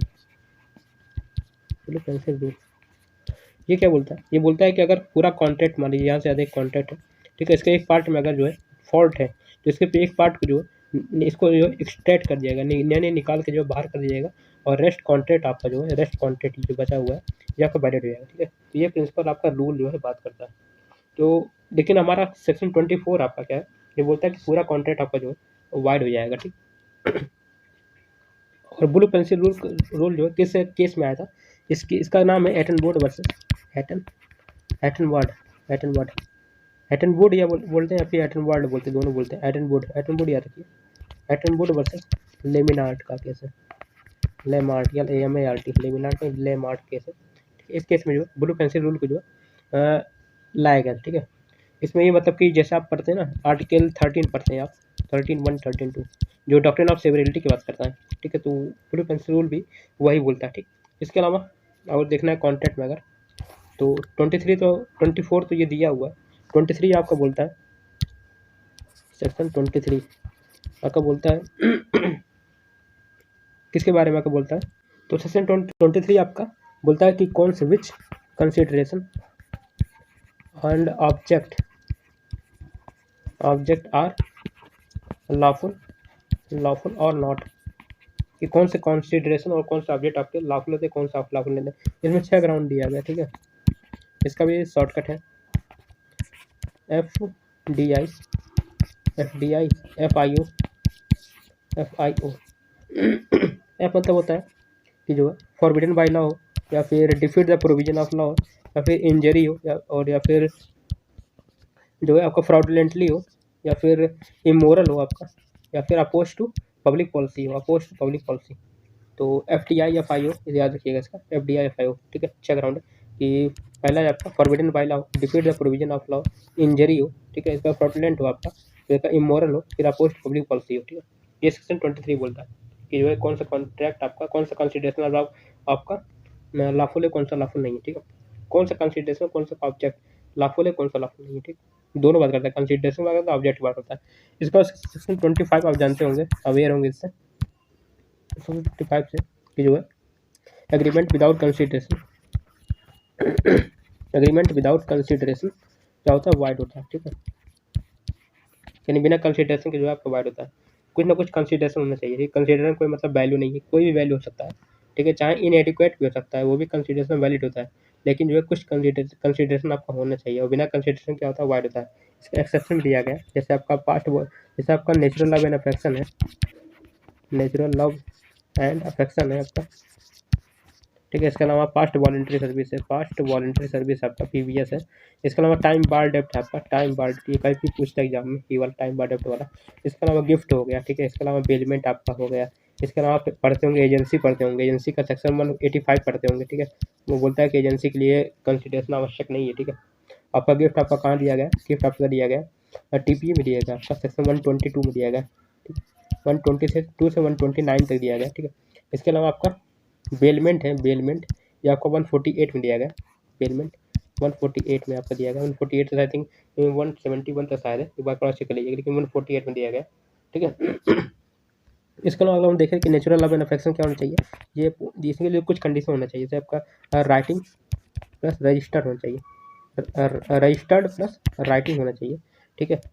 और इसमें एक इम्पॉर्टेंट केस आपका है राज लुखी LUKHY, राजलुखी देवी DEBI, देवी बस भूतनाथ का केस है, इंपॉर्टेंट केस है, ठीक है। इसके अलावा अगर हम देखें टाइम बार डेप्ट में, तो इसमें 2 चीज़ होना चाहिए, इसमें भी जो आपका राइटिंग होना चाहिए, प्लस जो है साइंड होना चाहिए, ठीक है, सिग्नेचर होना चाहिए, ठीक। तो ये इसका हो गया, ठीक है। पास्ट वॉलंटरी सर्विस का कोई खास नहीं चीज़ दिया गया, तो ये सब अगर होना चाहिए, ठीक है। तो जो नेचुरल अफेक्शन में ऐसा मतलब नहीं है कि जो है आपका रिलेटिव वगैरह हो तो जो वहाँ अप्लाई होगा, ऐसा कुछ जरूरी नहीं है कि रिलेटिव वगैरह अप्लाई हो, ठीक है। कोई भी नेचुरल अफेक्शन में कोई भी व्यक्ति हो सकता है, ठीक है। कोई जरूरी नहीं कि रिलेटिव भी बन सकता, ठीक है।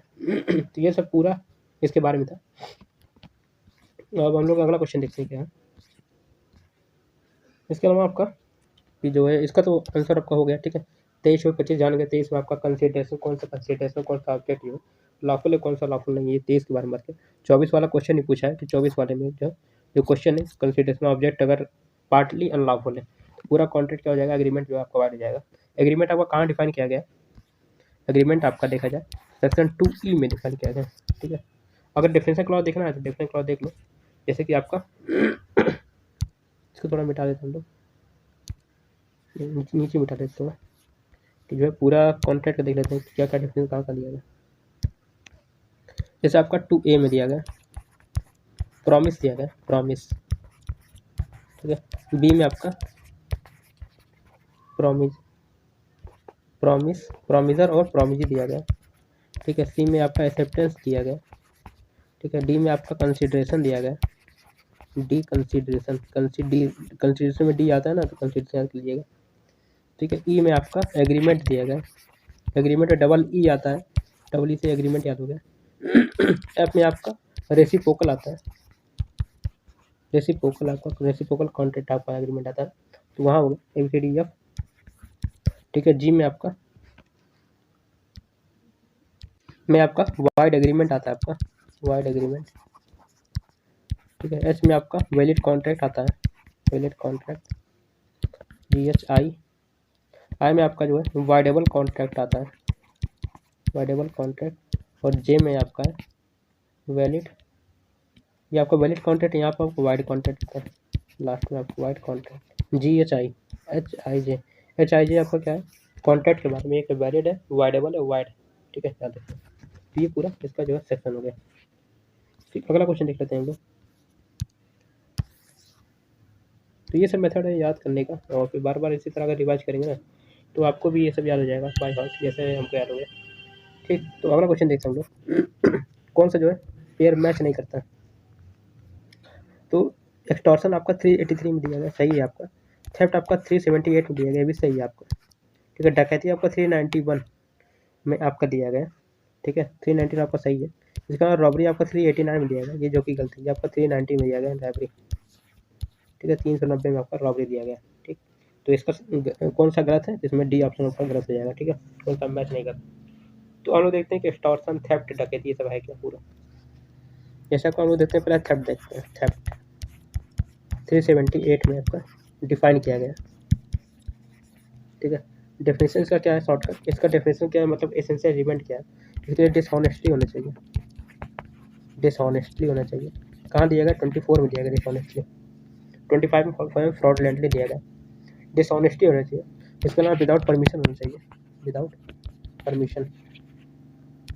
इसके अलावा आपका जो है टेकिंग आउट ऑफ पोजेशन होना चाहिए, taking out of possession, possession बोला गया। ठीक है, यहाँ पर ओनरशिप नहीं बोल रहा हूँ, पोजेशन बोल रहा है। ठीक है, इसके अलावा आपका मूविंग होना चाहिए, मूविंग, प्रॉपर्टी मूव होना चाहिए। ठीक है, इसके अलावा आपका जो है लास्ट क्या है, मूवेबल प्रॉपर्टी होना चाहिए, मूवेबल प्रॉपर्टी होना चाहिए। ठीक है, ये इसका हो गया, किसका हो गया, ये थेफ्ट का हो गया आपका। ठीक है, इसके अलावा थेफ्ट में आपका एक्सप्लेनेशन वगैरह भी दिया हुआ है, तो उसको भी देख लेते हैं हम लोग। एक्सप्लेनेशन कितना दिया, 5 एक्सप्लेनेशन दिया गया, एक्सप्लेनेशन आपका 5 दिया गया। ठीक है, इसका शॉर्टकट है SMRAC। ठीक है, स्मरैक, SMRAC, स्मरैक टाइप में है। ठीक, तो पहला इसका मतलब कि सीवियर करते हो आप, सीवियर मतलब कि अर्थ से, मतलब अर्थ से सीवियर कर देते, आप पढ़ते हैं ना मूवेबल इमूवेबल प्रॉपर्टी के डेफिनेशन में, सीवियर करते हो आप अर्थ, तो वो भी जो है यहाँ पे दिया गया कि अगर मतलब कोई इमूवेबल प्रॉपर्टी है, ठीक है, कोई जो इमूवेबल प्रॉपर्टी है उसको आप अगर सीवियर करते हो, अलग करते हो, तो उसके बाद क्या होता है, इमूवेबल प्रॉपर्टी मूवेबल प्रॉपर्टी बन जाती है, फिर आप जो है थेफ्ट करते हैं। तो उसी के बारे में जो है यहाँ बोला गया। इसके अलावा कोई भी आप मूव करते हैं, मतलब कि मूविंग करना ही सफिशियंट है। अगर मैंने आपको मतलब कोई मान लीजिए कोई मोबाइल रखा है, अगर उसको आपने उठा लिया, वो टच कर दिया, तो आपका जो है सफिशियंट हो जाएगा कि आपने जो है थेफ्ट कर लिया। ठीक है, इसके अलावा आपका रिमूव ऑब्स्टेकल है, आपका आर से रिमूव ऑब्स्टेकल, मतलब मान लीजिए उसके ऊपर कोई बैग वगैरह रखा हुआ, कोई कॉपी किताब रखा है मोबाइल के ऊपर, उसको आप हटाते हैं तो वो क्या हो जाएगा, रिमूव ऑब्स्टेकल हो जाएगा। ठीक, इसके अलावा ये मतलब एनिमल, आप एनिमल अगर कोई मूव करते हैं, किसी एनिमल अगर आप चोरी करते हैं तो वो भी थेफ्ट होता है। ठीक है, इसके अलावा ये पूछता है कि इलेक्ट्रिसिटी बिल, इलेक्ट्रिसिटी जो चोरी होता है क्या वो थेफ्ट होता है, तो वो थेफ्ट नहीं होता। ठीक है, याद रखिए। इसके अलावा सी मतलब होता है कंसेंट, कंसेंट में आपका जो है दोनों आता है, एक्सप्रेस आता है चाहे इम्प्लाइड आता है। ठीक, ये 5 था। पहला है सीवियर करना, यानी इमूवेबल प्रॉपर्टी को मूवेबल प्रॉपर्टी बनाना। दूसरा है मूविंग करना, मूव करना, उसको हटाना यहाँ से। तीसरा है ऑब्स्टेकल को रिमूव करना। ठीक है, चौथा आपका एनिमल है, पाँचवा कंसेंट। ठीक, इसके अलावा सेक्शन देख लेते हैं कौन कौन सा है। तो सेक्शन आपका 378 में क्या था, डेफिनेशन दिया गया था। ठीक है, उसका एक्सप्लेनेशन भी दिया गया था, और 379 में आपको पनिशमेंट दिया गया, 379 में आपको पनिशमेंट दिया गया। ठीक है, 379 आपका 3 ईयर दिया गया पनिशमेंट, 3 ईयर। इसके अलावा कौन सा है, एक्सटॉर्शन आपका हो गया, ये भी 3 ईयर आपका है। क्रिमिनल ब्रीच ऑफ ट्रस्ट हो गया, ठीक है, ये भी आपका 3 ईयर है। ठीक है, ये से बात रखिएगा, ऐसे लिंक करके देखिएगा। इसके बाद 382 आपका, 380 में आपका क्या है, ड्वेलिंग हाउस है। ड्वेलिंग हाउस मतलब थेफ्ट कहाँ करते हैं, जहाँ मतलब लोग रहते हैं, किसी घर में चोरी करते हैं जहाँ लोग रहते हैं, तो उसको बोलते हैं ड्वेलिंग हाउस। ठीक, इसके बाद 381 में क्या हो गया, अगर कोई थेफ्ट करता है जो कि क्या है, उस वहाँ का क्लर्क है या तो कोई सर्वेंट है, तो 381 में आएगा। अगर कोई इस सर्वेंट यानी नौकर चोरी करता है तो 381 में आएगा। और 382 अब क्या है, मतलब थेफ्ट आप करने जा रहे हैं, ठीक है, उसके साथ में आपने प्रिपरेशन भी किया है। ठीक है, किसका, हार्ट वगैरह का, या फिर ग्रीवियस हार्ट का, या फिर डेथ कॉज करने का, तो जो है आपको 382 में आएगा। ठीक, ये पूछता है एग्जाम में, तीनों ये सभी क्वेश्चन, सभी सेक्शन जो है 4-5 पूछते हैं एग्जाम में। ठीक है, आप देखते हैं, हम लोग एक्सटॉर्शन को देखते हैं क्या है। एक्सटॉर्शन आपको 383 में दिया गया। एक्सटॉर्शन का आपका एसेंशियल एलिमेंट क्या है। ठीक है। एक्सटॉर्शन का देखते हैं हम लोग। एसेंशियल एलिमेंट जो है क्या क्या है, इसका पहला होता है कि विदाउट ऑब्टेन कंसेंट है, मैंने बिना कंसेंट को ऑब्टेन किए, कंसेंट विदाउट ऑब्टेनिंग कंसेंट है, ठीक है। दूसरा एनी प्रॉपर्टी है, कोई प्रॉपर्टी हो, जैसे थर्ड में आपका मूवेबल प्रॉपर्टी था, यहाँ पे कोई प्रॉपर्टी है, चाहे मूवेबल चाहे मूवेबल को, ठीक है। इसके अलावा एक चीज और देख लेते हैं यहाँ पे, जैसे एसेंशियल एलिमेंट जो इसका था मूवेबल प्रॉपर्टी वाला, मूवेबल प्रॉपर्टी यहाँ थेफ्ट में होता है और एक जगह होता है आपका, जिसको बोलते हैं क्रिमिनल मिसअप्रोप्रिएशन, वहाँ भी आपका मूवेबल प्रॉपर्टी होता है। ये दोनों याद रखिएगा कि क्रिमिनल मिसअप्रोप्रिएशन यानी 403 में और 400 और 378 में आपका दोनों जगह मूवेबल प्रॉपर्टी होता है, ठीक है। और इसके अलावा जो है आपका CRBT में यानी कि क्रिमिनल ब्रीच ऑफ ट्रस्ट में और आपका एक्सटॉर्शन में एनी प्रॉपर्टी होता है, यानी कि 405 में भी जो है आपका यानी क्रिमिनल ब्रीच ऑफ ट्रस्ट में भी आपका एनी प्रॉपर्टी होता है, ठीक है। ये याद करने तरीका तो होगा। इसके अलावा और क्या एसेंशियल एलिमेंट है, पहला है without obtaining the consent of the party है, ठीक है। दूसरा है कि एनी प्रॉपर्टी, तीसरा है आप जो है इंटेंशनली पुट करते हो, put the person in fear of injury, put the person in fear of injury, करते हो उसको, ठीक है। उस व्यक्ति को जो इंजरी कॉज करने का जो है इंटेंशन से आप जो है क्या करते हो, एक्सटॉर्शन करते हो। और लास्ट आपका जो है डिसऑनेस्टी इंड्यूस करते हो, कुछ चीज़ जो है डिलीवर करने के लिए। पहला विदाउट कंसेंट करते हो, दूसरा है कि आपका कोई प्रॉपर्टी करते हो, चाहे वो चाहे मोर प्रॉपर्टी, तीसरा आपका इंटेंशनली उस व्यक्ति को फियर में रखते हो, ठीक है, इंजरी करने के लिए। और लास्ट आपका डिसऑनेस्टली इंड्यूस करते हो कुछ चीज़ डिलीवर करने के लिए, तो आपका जो एक्सटॉर्शन हो जाएगा। इसका पनिशमेंट आपका 384 में दिया गया, ये भी 3 साल आपका दिया गया। इसके अलावा 385 है, 386 है, 387 ये सब अलग अलग जो है दिया गया, ठीक है। इसके अलावा अगला आपका आता है कौन सा देखें, ऑप्शन कौन कौन सा है, रॉबरी या थेफ्ट, ठीक है। अब रॉबरी देख लेते हम लोग क्या है। रॉबरी आपका कहाँ दिया गया, 390 में आपका जो है रॉबरी डिफाइन किया गया है, ठीक है। इसका पनिशमेंट कहाँ गया, 392 में इसका पनिशमेंट दिया गया, 392 में, ठीक है। इसके अलावा डकैती अगर देखें तो डकैती 391 में डिफाइन किया गया है, ठीक है। तो ये सब लोग हम लोग देखते हैं। पहला है रॉबरी, ठीक है। तो रॉबरी आपका जो है आपका 390 में दिया गया, 390 में दिया गया रॉबरी आपका, 390 में आपका रॉबरी दिया गया। रॉबरी मतलब क्या होता है, दो चीज़ होता है, थेफ्ट होता है या तो एक्सटॉर्शन होता है। थेफ्ट एक्सटॉर्शन आप क्या करते हैं, दोनों केस में आप क्या करते हैं, या तो अटेम्प्ट करते हैं, या तो कॉज टू अटेम्प्ट करते हैं, ठीक है। क्या करने का, डेथ करने का। अगर थेफ्ट या एक्सटॉर्शन में डेथ या फिर ग्रीवियस हर्ट या फिर रॉन्गफुल कन्फाइनमेंट अगर ऐड हो जाता है ना, ठीक है। और प्लस मेन चीज़ जो है instant fear of injury, instant fear of death हो गया, ठीक है, ग्रीवियस हर्ट हो गया, फिर रॉन्गफुल कन्फाइनमेंट हो गया।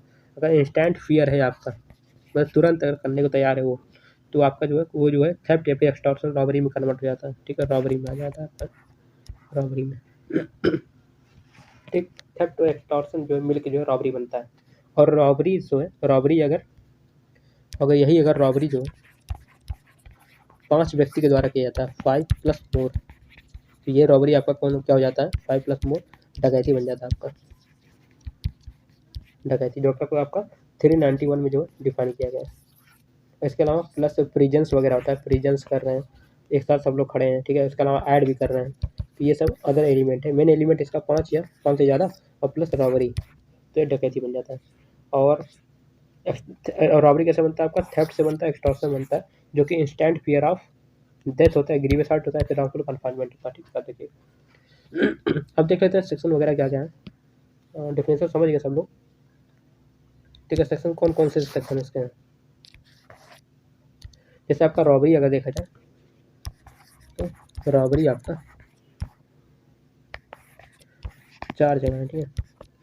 390 में आपका डिफिनीशन दिया गया, 392 में आपका जो है पनिशमेंट दिया गया, ठीक है। 393 में आपका जो है voluntary causing attempt to commit robbery I think दिया है, attempt to commit robbery, attempt यहाँ दिया गया, अटेम्प्ट पनिशेबल है, ठीक, अटेम्प्ट।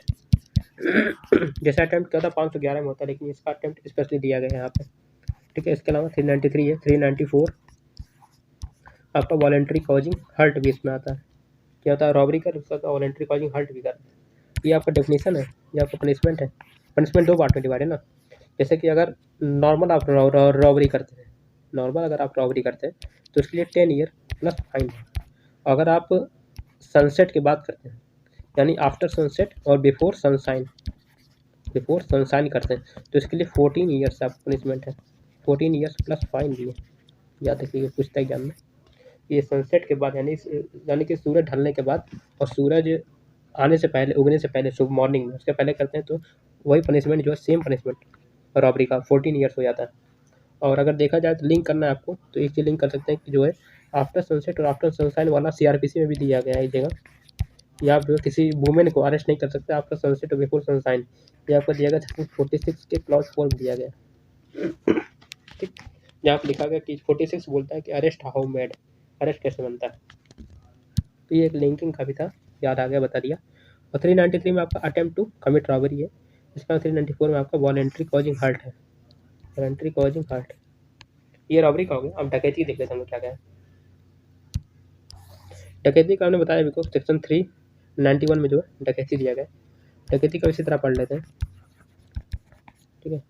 डकैती, ठीक है, 391 है आपका, ठीक है। इसके अलावा आपको 395 में आपको पनिशमेंट दिया गया 395 में। इसके अलावा 396 में आपका जो है डकैती विथ मर्डर दिया गया। 399 आपका सबसे इम्पोर्टेंट है, प्रिपरेशन टू कमिट डकैती है। प्रिपरेशन में भी आपको परीक्षा होता है। इसके अलावा 400 है आपका, 400 में आपका क्या दिया गया कि जो है असेंबली वगैरह को बनाते हैं। इसके अलावा 402 भी है, 402 भी है, 402 भी आपका, ठीक है। तो ये सब जो पूरा जो है डकैती वाला दिया गया। 391 में पनिशमेंट डिफाइन किया गया, सॉरी, जिसमें रॉबरी प्लस 5 से ज़्यादा व्यक्ति अगर कोई रॉबरी करते तो वह रॉबरी जो है डकैती में कन्वर्ट हो जाता है। उसके अलावा प्रेजेंट होना चाहिए प्लस ऐड होना चाहिए, सहायता भी करना चाहिए और साथ में रहना चाहिए, मतलब कि एक्चुअल प्रेजेंस जो है ज़रूरी है डकैती में। इसके अलावा 395 में आपका पनिशमेंट दिया गया, ठीक है। पनिशमेंट आपका लाइफ इम्प्रिजनमेंट या फिर डेथ वगैरह दिया गया।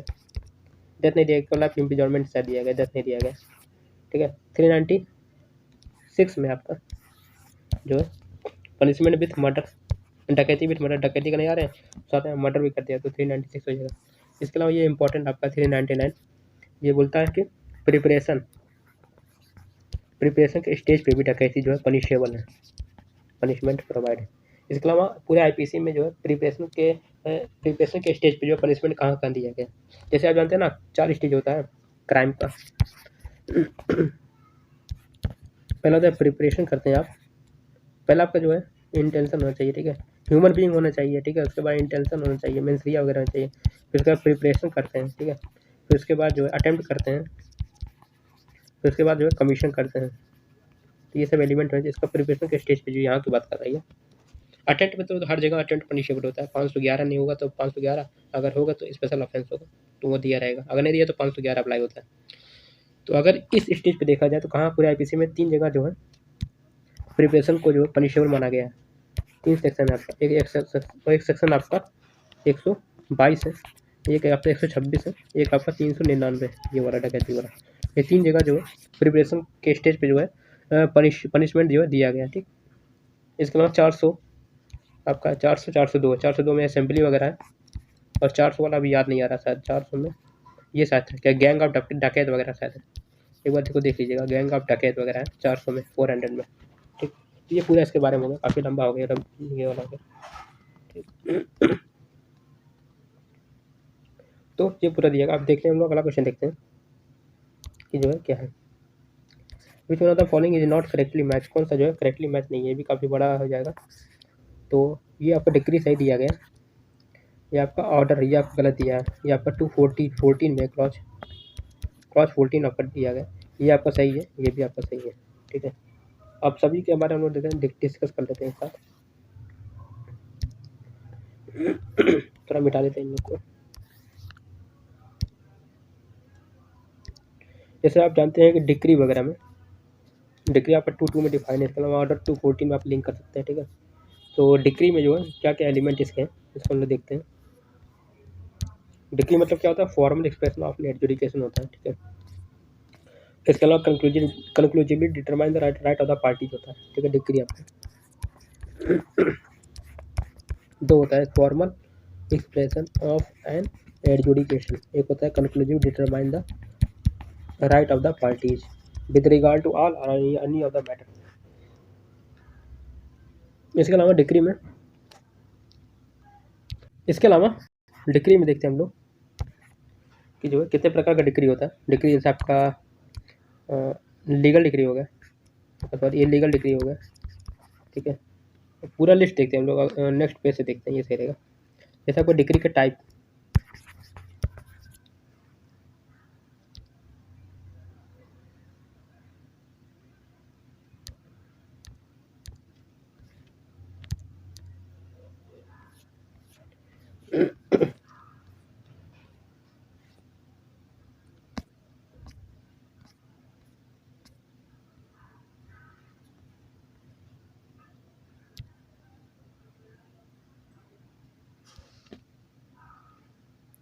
तो डिक्री मतलब होगा दो चीज़, formal expression of an adjudication हो गया, दूसरा conclusive determine the right of the parties हो गया, ठीक है। Conclusive determine the right of the parties. इसके अलावा कौन सा जो है डिक्री है, कौन सा डिक्री नहीं है, ठीक है। डिक्री कौन सा यस, कौन सा नो, दो पार्ट में। इसमें जैसे सेक्शन 144 हो गया, ठीक है। उसके अलावा ऑर्डर 7 रूल 11 हो गया, ठीक है। तो ये सब क्या है, डिक्री है, ठीक है।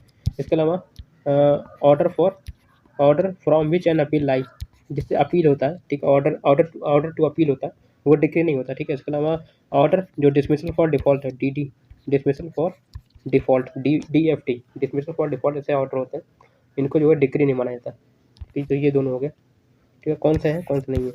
और सेक्शन जो उन्होंने बताया कि सेक्शन 144 जो कि रेस्टिट्यूशन स्टेट करता है, रेस्टिट्यूशन, और ऑर्डर 7 रूल 11 जो कि जो है रिजेक्शन ऑफ प्लेंट से करता है, रिजेक्शन ऑफ प्लेंट। ये सब क्या है, डिक्री है। इन डिक्री को क्या कहा जाता है, इनको जो है डीम्ड डिक्री कहते हैं, डीम्ड डिक्री। इसी तरह एक होता है डीम्ड एडमिशन होता है, डीम्ड एडमिशन। जैसे आपका जो ऑर्डर 8 में दिया गया, ऑर्डर 8 रूल 5 वगैरह दिया है, रूल आई थिंक 4 या ऐसा कुछ दिया गया, 3 या 4 ऐसा कुछ है, वो क्रॉस चेक कर लीजिएगा। तो ऑर्डर 8 रूल 5 है, 8 रूल 3 है, तो ये सब दिया गया। तो यहाँ जो है डीम्ड एडमिशन होता है, ठीक है। ये होता है डीम्ड डिक्री होगा, ठीक, ये हो गया। इसके अलावा दो जो नहीं होते हैं, पहला था डिसमिसल फॉर डिफॉल्ट और ऑर्डर टू अपील, जो ये जो है डिक्री नहीं होता है, ठीक। अब देखते हैं इसके टाइप क्या क्या है, टाइप्स। पहला क्या आपका प्रीलिमिनरी डिक्री, ठीक है। मतलब कि अभी सूट चल रहा है, उसी बीच में कोई अगर डिक्री पास हो जाता है, एक सूट में एक से ज़्यादा डिक्री हो सकते हैं, तो अगर बीच में कोई अगर डिक्री पास होता है फाइनल जजमेंट के पहले, तो उसको बोलते हैं प्रीलिमिनरी डिक्री। प्रीलिमिनरी डिक्री आपका दो जगह दिया गया, एक आपका दिया गया ऑर्डर 20 में, रूल 12 से लेके आई थिंक 20 या 18 तक दिया है, ठीक है। एक आपका ऑर्डर 34 में दिया गया, रूल 3 है, 5 है, 7 है, ये सब दिया गया। दूसरा आपका partly preliminary partly final degree, आपका partly preliminary and partly final मतलब कि पार्टली कुछ प्रीलिमिनरी या कुछ फाइनल है। जैसे आपका मतलब कि मीन प्रॉफिट हो गया, या फिर आपका पजेशन से होगा, रिकवरी ऑफ पजेशन के संबंध में सूट हो गया। तो ये क्या आपका पार्टी प्रीलिमिनरी पार्टी फाइनल है, ठीक है। इसके अलावा तीसरा आपका जो है वाई डिग्री होता है। वाई डिग्री मतलब कि जहाँ सब्जेक्ट मैटर में कोई डिफॉल्ट आ गया है, सब्जेक्ट मैटर जुरिडिक्शन में कोई एरर आता है, तो उसको बोलते हैं वाई डिग्री बोलते हैं, ठीक है। इसके अलावा आपका इलीगल डिग्री, इलीगल डिग्री यहाँ पर दो चीज़ आता है, तो पेक्यूनरी में कोई फॉल्ट आता है पेक्यूनरी जुरिडिक्शन में, या तो आपका टेरिटोरियल जुरिडिक्शन में अगर कोई फॉल्ट है, अगर सूट डिसाइड हो गया और डिग्री पास हो गया, तो वैसे डिग्री को हम लोग बोलते हैं इलीगल डिग्री, ठीक है। और इसके अलावा कॉन्टीजेंट डिग्री का आपका होता है, कॉन्टीजेंट डिग्री मतलब अभी पेंडिंग है, ठीक है। सुपीरियर जैसे मतलब कि आपका सेक्शन 113 ये आपका किससे बात करता है, रेफरेंस से बात करता है। रेफरेंस कहाँ होता है, हमेशा हाई कोर्ट में होता है, और जो है question as to validity of law पे होता है, question as to validity of law पे होता है, वैलिडिटी ऑफ लॉ। तो अगर हाई कोर्ट में कोई मैटर जाता है, ठीक है, तो लोअर कोर्ट का क्या होता है, लोअर कोर्ट का जो भी डिसीजन रहता है वो हाई कोर्ट के डिसीजन के ऊपर जो है क्या रहता है, डिपेंड रहता है, जैसे वो लोग बोलते हैं कॉन्टीजेंट डिग्री। ठीक है, अगर हाई कोर्ट जो डिसीजन बोलेगा वही जो लोअर कोर्ट अप्लाई करेगा, तो वो कॉन्टीजेंट डिग्री होता है। ठीक है, लोअर कोर्ट का डिसीजन, तो इसको लोग बोलते हैं कॉन्टीजेंट डिग्री बोलते हैं। ठीक, इसके अलावा ऑर्डर, जैसे आप जो गलती था जो है 240 में दिया गया ऑर्डर दिया गया, ऑर्डर मतलब ऐसे सभी ऑर्डर जो है डिग्री नहीं है, विच इज नॉट डिग्री, वो सभी क्या होते हैं, ऑर्डर होते हैं। ठीक है, ऑर्डर आपका कहाँ दिया गया। ठीक है, इसके अलावा ऑर्डर से अपील आप जानते हैं, ऑर्डर को अपील करना है तो सेक्शन 104 में दिया गया, इसके अलावा ऑर्डर 43 दिया गया। ठीक है, इसके अलावा 104 में कौन कौन से सेक्शन जो है ऑर्डर से अपीलेबल है, जैसे 91 हो गया, ठीक है, 92 हो गया, 95 हो गया, 35A हो गया, ठीक है, 35A, ये सब क्या है, ऑर्डर से अपीलेबल। इसके अलावा ठीक है, ऑर्डर 43 में कौन कौन सा दिया गया, तो इसमें जैसे आपका ऑर्डर 22 हो गया, रूल 9 हो गया, ऑर्डर 7 रूल 10 हो गया। ठीक है, ऑर्डर 7 रूल 10 हो गया। ठीक है, इसके अलावा ऑर्डर 23 हो गया, ऑर्डर 23 यानी कंसेंट वाला, रूल 1 हो गया। ठीक है, इसके अलावा आई थिंक ऑर्डर 6 हो गया, नहीं ऐसा नहीं है, ऑर्डर 6 रूल 17 आई थिंक ये भी है। ठीक है, 17 है, ये सब हो गए जहाँ से जो है ऑर्डर से अपील होता है। ठीक है, ये सब पूरा इसके बारे में हो गया। इसको और कैसे देखते हैं और हमारा फॉरेन जजमेंट के बारे में। ठीक है, फॉरेन जजमेंट देखना है, तो फॉरेन जजमेंट ऐसे देखते हैं हम लोग। फॉरेन जजमेंट आपका 26 में आपका दिया गया। ठीक है, फॉरेन जजमेंट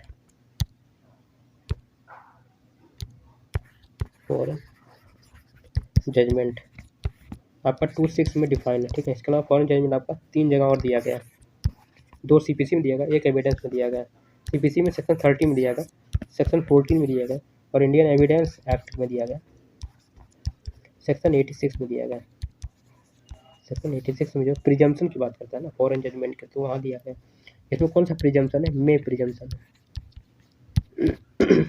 मे सेल और कंक्लूसिव 3 होता है।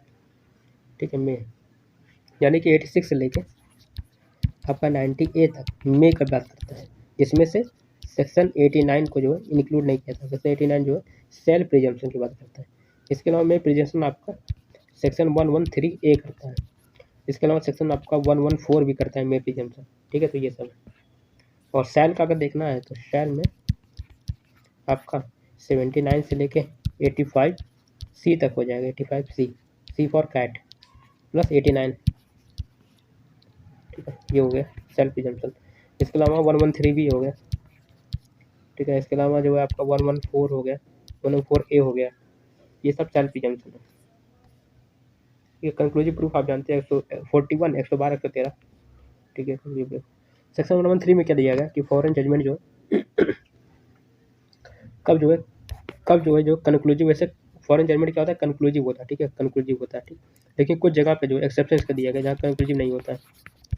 ठीक है, इसका एक्सेप्शन जो है 6 एक्सेप्शन दिया गया, टोटल 6 एक्सेप्शन दिया गया। ठीक, जैसे आपका हो गया जो कि नॉट इन मेरिट पे, कोई अगर फॉरेन कोर्ट ने अगर डिसाइड किया है कोई सूट जो कि मेरिट पे डिसाइड नहीं किया है। ठीक है, इसके अलावा कोई ज्यूरिडिक्शन नहीं था, नो ज्यूरिडिक्शन वगैरह हो गया। ठीक है, इसके अलावा जो आपका इनकरेक्ट था, incorrect view of international law को जो है इंटरनेशनल लॉ के व्यू को जो इनकरेक्ट व्यू था इंटरनेशनल लॉ का, जो मतलब कि कोर्ट ने डिसाइड किया है। इसके अलावा opposed to principle of natural justice है, PNJ है। ठीक है, इसके अलावा जो आपका ऑप्टेन बाय फ्रॉड वगैरह हो गया, ऑप्टेन बाय, अगर आपको फ्रॉड से मतलब कोई फॉरेन जजमेंट ऑप्टेन किया गया तो वहाँ पे जो है फॉरेन जजमेंट कंक्लूसिव नहीं होगा। ठीक है, फ्रॉड वगैरह जो आप देखते होंगे सेक्शन 44 इंडियन एविडेंस एक्ट में, जो है यहाँ से लिंक कर सकते हैं आप। ठीक है, इसके अलावा जो है ब्रीच, अगर आप इंडियन लॉ का के प्रोविजन को आप कोई ब्रीच करते हैं तो वहाँ भी जो आपका हो जाएगा। तो ये 6 ग्राउंड आपका हो गया जहाँ मतलब कि फॉरेन जजमेंट आपका कंक्लूसिव नहीं होता। इसके अलावा सेक्शन 14 आपका ये प्रिजम्पशन से ही बात करता है कि प्रिजम्पशन में आपका कोर्ट जो है क्या क्या देखेगा। ठीक है, तो सेक्शन 86 में जो दिया गया उसको मतलब कि फॉलो करेगा, तो वही सब बात किया गया 14 में भी। ठीक, ये फॉरेन जजमेंट के बारे में बात किया गया। इसके अलावा क्या ऑप्शन में जजमेंट वगैरह, जजमेंट तो आप जानते होंगे कि जजमेंट अगर दो जगह दिया गया, एक सेक्शन में दिया गया, सेक्शन 33 आप पढ़ते होंगे, इसके अलावा सेक्शन ऑर्डर आप जो है 20 पढ़ते होंगे, ठीक है। ये दोनों जगह जो है जजमेंट एंड डिग्री की बात मत करिए, ठीक है। जैसे ऑर्डर 20 हो गया, इसके दो पार्ट में, एक आपका जजमेंट है, एक आपका डिग्री।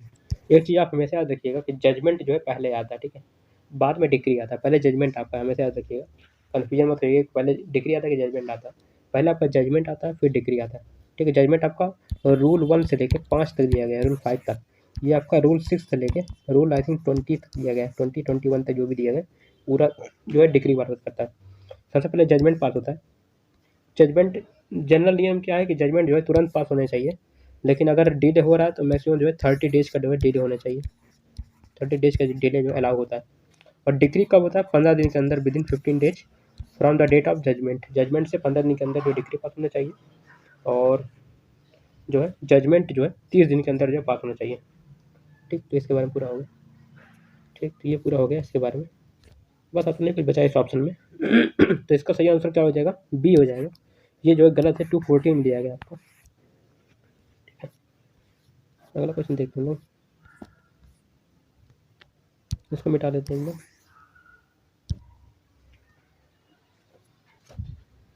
ठीक है। अगला क्वेश्चन हमारा है कि which are the following is not correctly match, कौन सा करेक्टली मैच नहीं है। जैसे ऑर्डर ऑफ एग्जामिनेशन आपका सेक्शन 138 में दिया गया, ये सही है आपका। ऑफिशियल कम्युनिकेशन 124 में दिया गया, भी सही है। Presumption as to document 30 year old आपका 90 में दिया गया, भी सही है, मे प्रिजम्पशन है। इसका presumption as to dowry death आपका 1143A में दिया गया, ये गलत है आपका, ये 113B में दिया गया है। इसके अलावा IPC का पढ़ते हैं आप सेक्शन 304B, यहाँ भी दिया गया, ठीक है। ये दोनों क्या है? डाउरी डेथ के बारे में दिया गया, ठीक। ऑर्डर ऑफ एग्जामिनेशन आपको 138 में दिया गया। जैसे कि 137 आप पढ़ते हैं, वहाँ पर जो है डिफाइन किया गया है, किसको डिफाइन? चीफ को डिफाइन किया गया, और क्रॉस को और री को, ठीक है, डिफाइन किया गया। चीफ एग्जामिनेशन, क्रॉस एग्जामिनेशन और री एग्जामिनेशन। 138 में आपका ऑर्डर दिया गया कि किस ऑर्डर में जो है पूछा जाएगा, कोई किस ऑर्डर में कौन सा पहले आएगा, कौन सा बाद में आएगा। पहले चीफ आएगा, फिर आपका क्रॉस आएगा, फिर आपका री आएगा, अगर फिर री हो गया फिर क्रॉस आएगा आपका, इस तरह चलता रहता है। क्रॉस का फिर री आएगा, फिर क्रॉस चलता रहेगा। 139 में आपका बोला गया कि अगर किसी भी व्यक्ति को, किसी भी विटनेस को डॉक्यूमेंट प्रोड्यूस करने के लिए बुलाया गया, डॉक्यूमेंट प्रोड्यूस करने के लिए अगर बुलाया गया, तो उस व्यक्ति को जो आप क्रॉस एग्जामिन नहीं कर सकते, तो क्रॉस एग्जामिनेशन अलाउ नहीं होता, ठीक है। अगर कोई व्यक्ति को बुलाया गया, कोर्ट में बुलाया कि आप जो है डॉक्यूमेंट प्रोड्यूस करिए, वो आता है कोर्ट, तो उसका आप जो है एडवर्स पार्टी उसका जो है क्रॉस एग्जामिन नहीं कर सकती, ठीक है। 140 में आपका जो है दिया गया क्या कि जो है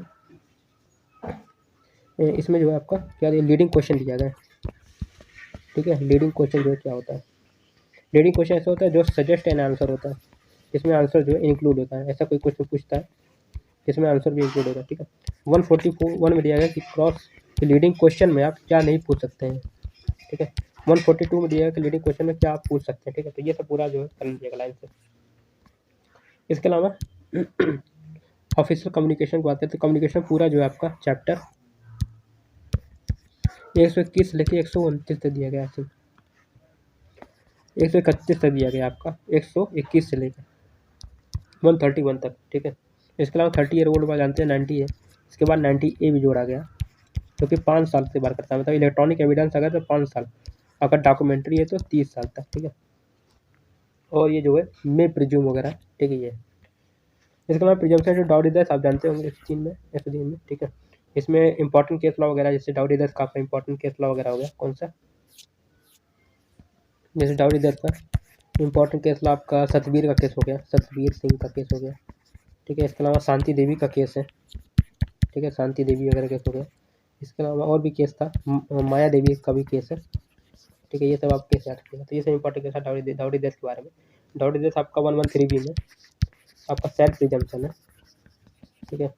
इसके अलावा अगर इसेंशियल एलिमेंट देखना डाउरी डेथ का, तो इसका जो इसका जो है डेथ होना चाहिए, अननेचुरल होना चाहिए, अननेचुरल डेथ होना चाहिए, और विदिन 7 ईयर ऑफ मैरिज होना चाहिए, विदिन 7 ईयर ऑफ मैरिज, यानी शादी के 7 साल के पहले, सॉरी शादी के 7 साल के अंदर होना चाहिए, ठीक है।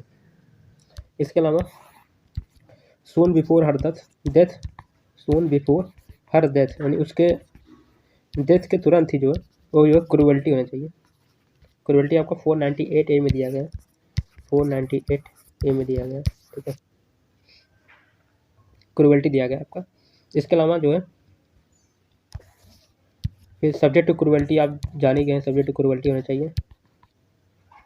इसके अलावा जो है बस यही सब एलिमेंट है, इसके अलावा और तो कुछ दिया नहीं है, ठीक है। सेल्फ पनिशेबल होगा, ठीक है, सेल्फ पनिशेबल होगा जो भी पनिशमेंट दिया गया। आई थिंक इसका पनिशमेंट शायद देखना पड़ेगा, उनको डाउट है, देखना पड़ेगा पनिशमेंट क्या दिया है, इसको आप क्रॉस चेक कर लीजिए, देख लीजिएगा एक बार, ठीक है। तो ये सब पूरा जो आज के वीडियो के बारे में सीखी था।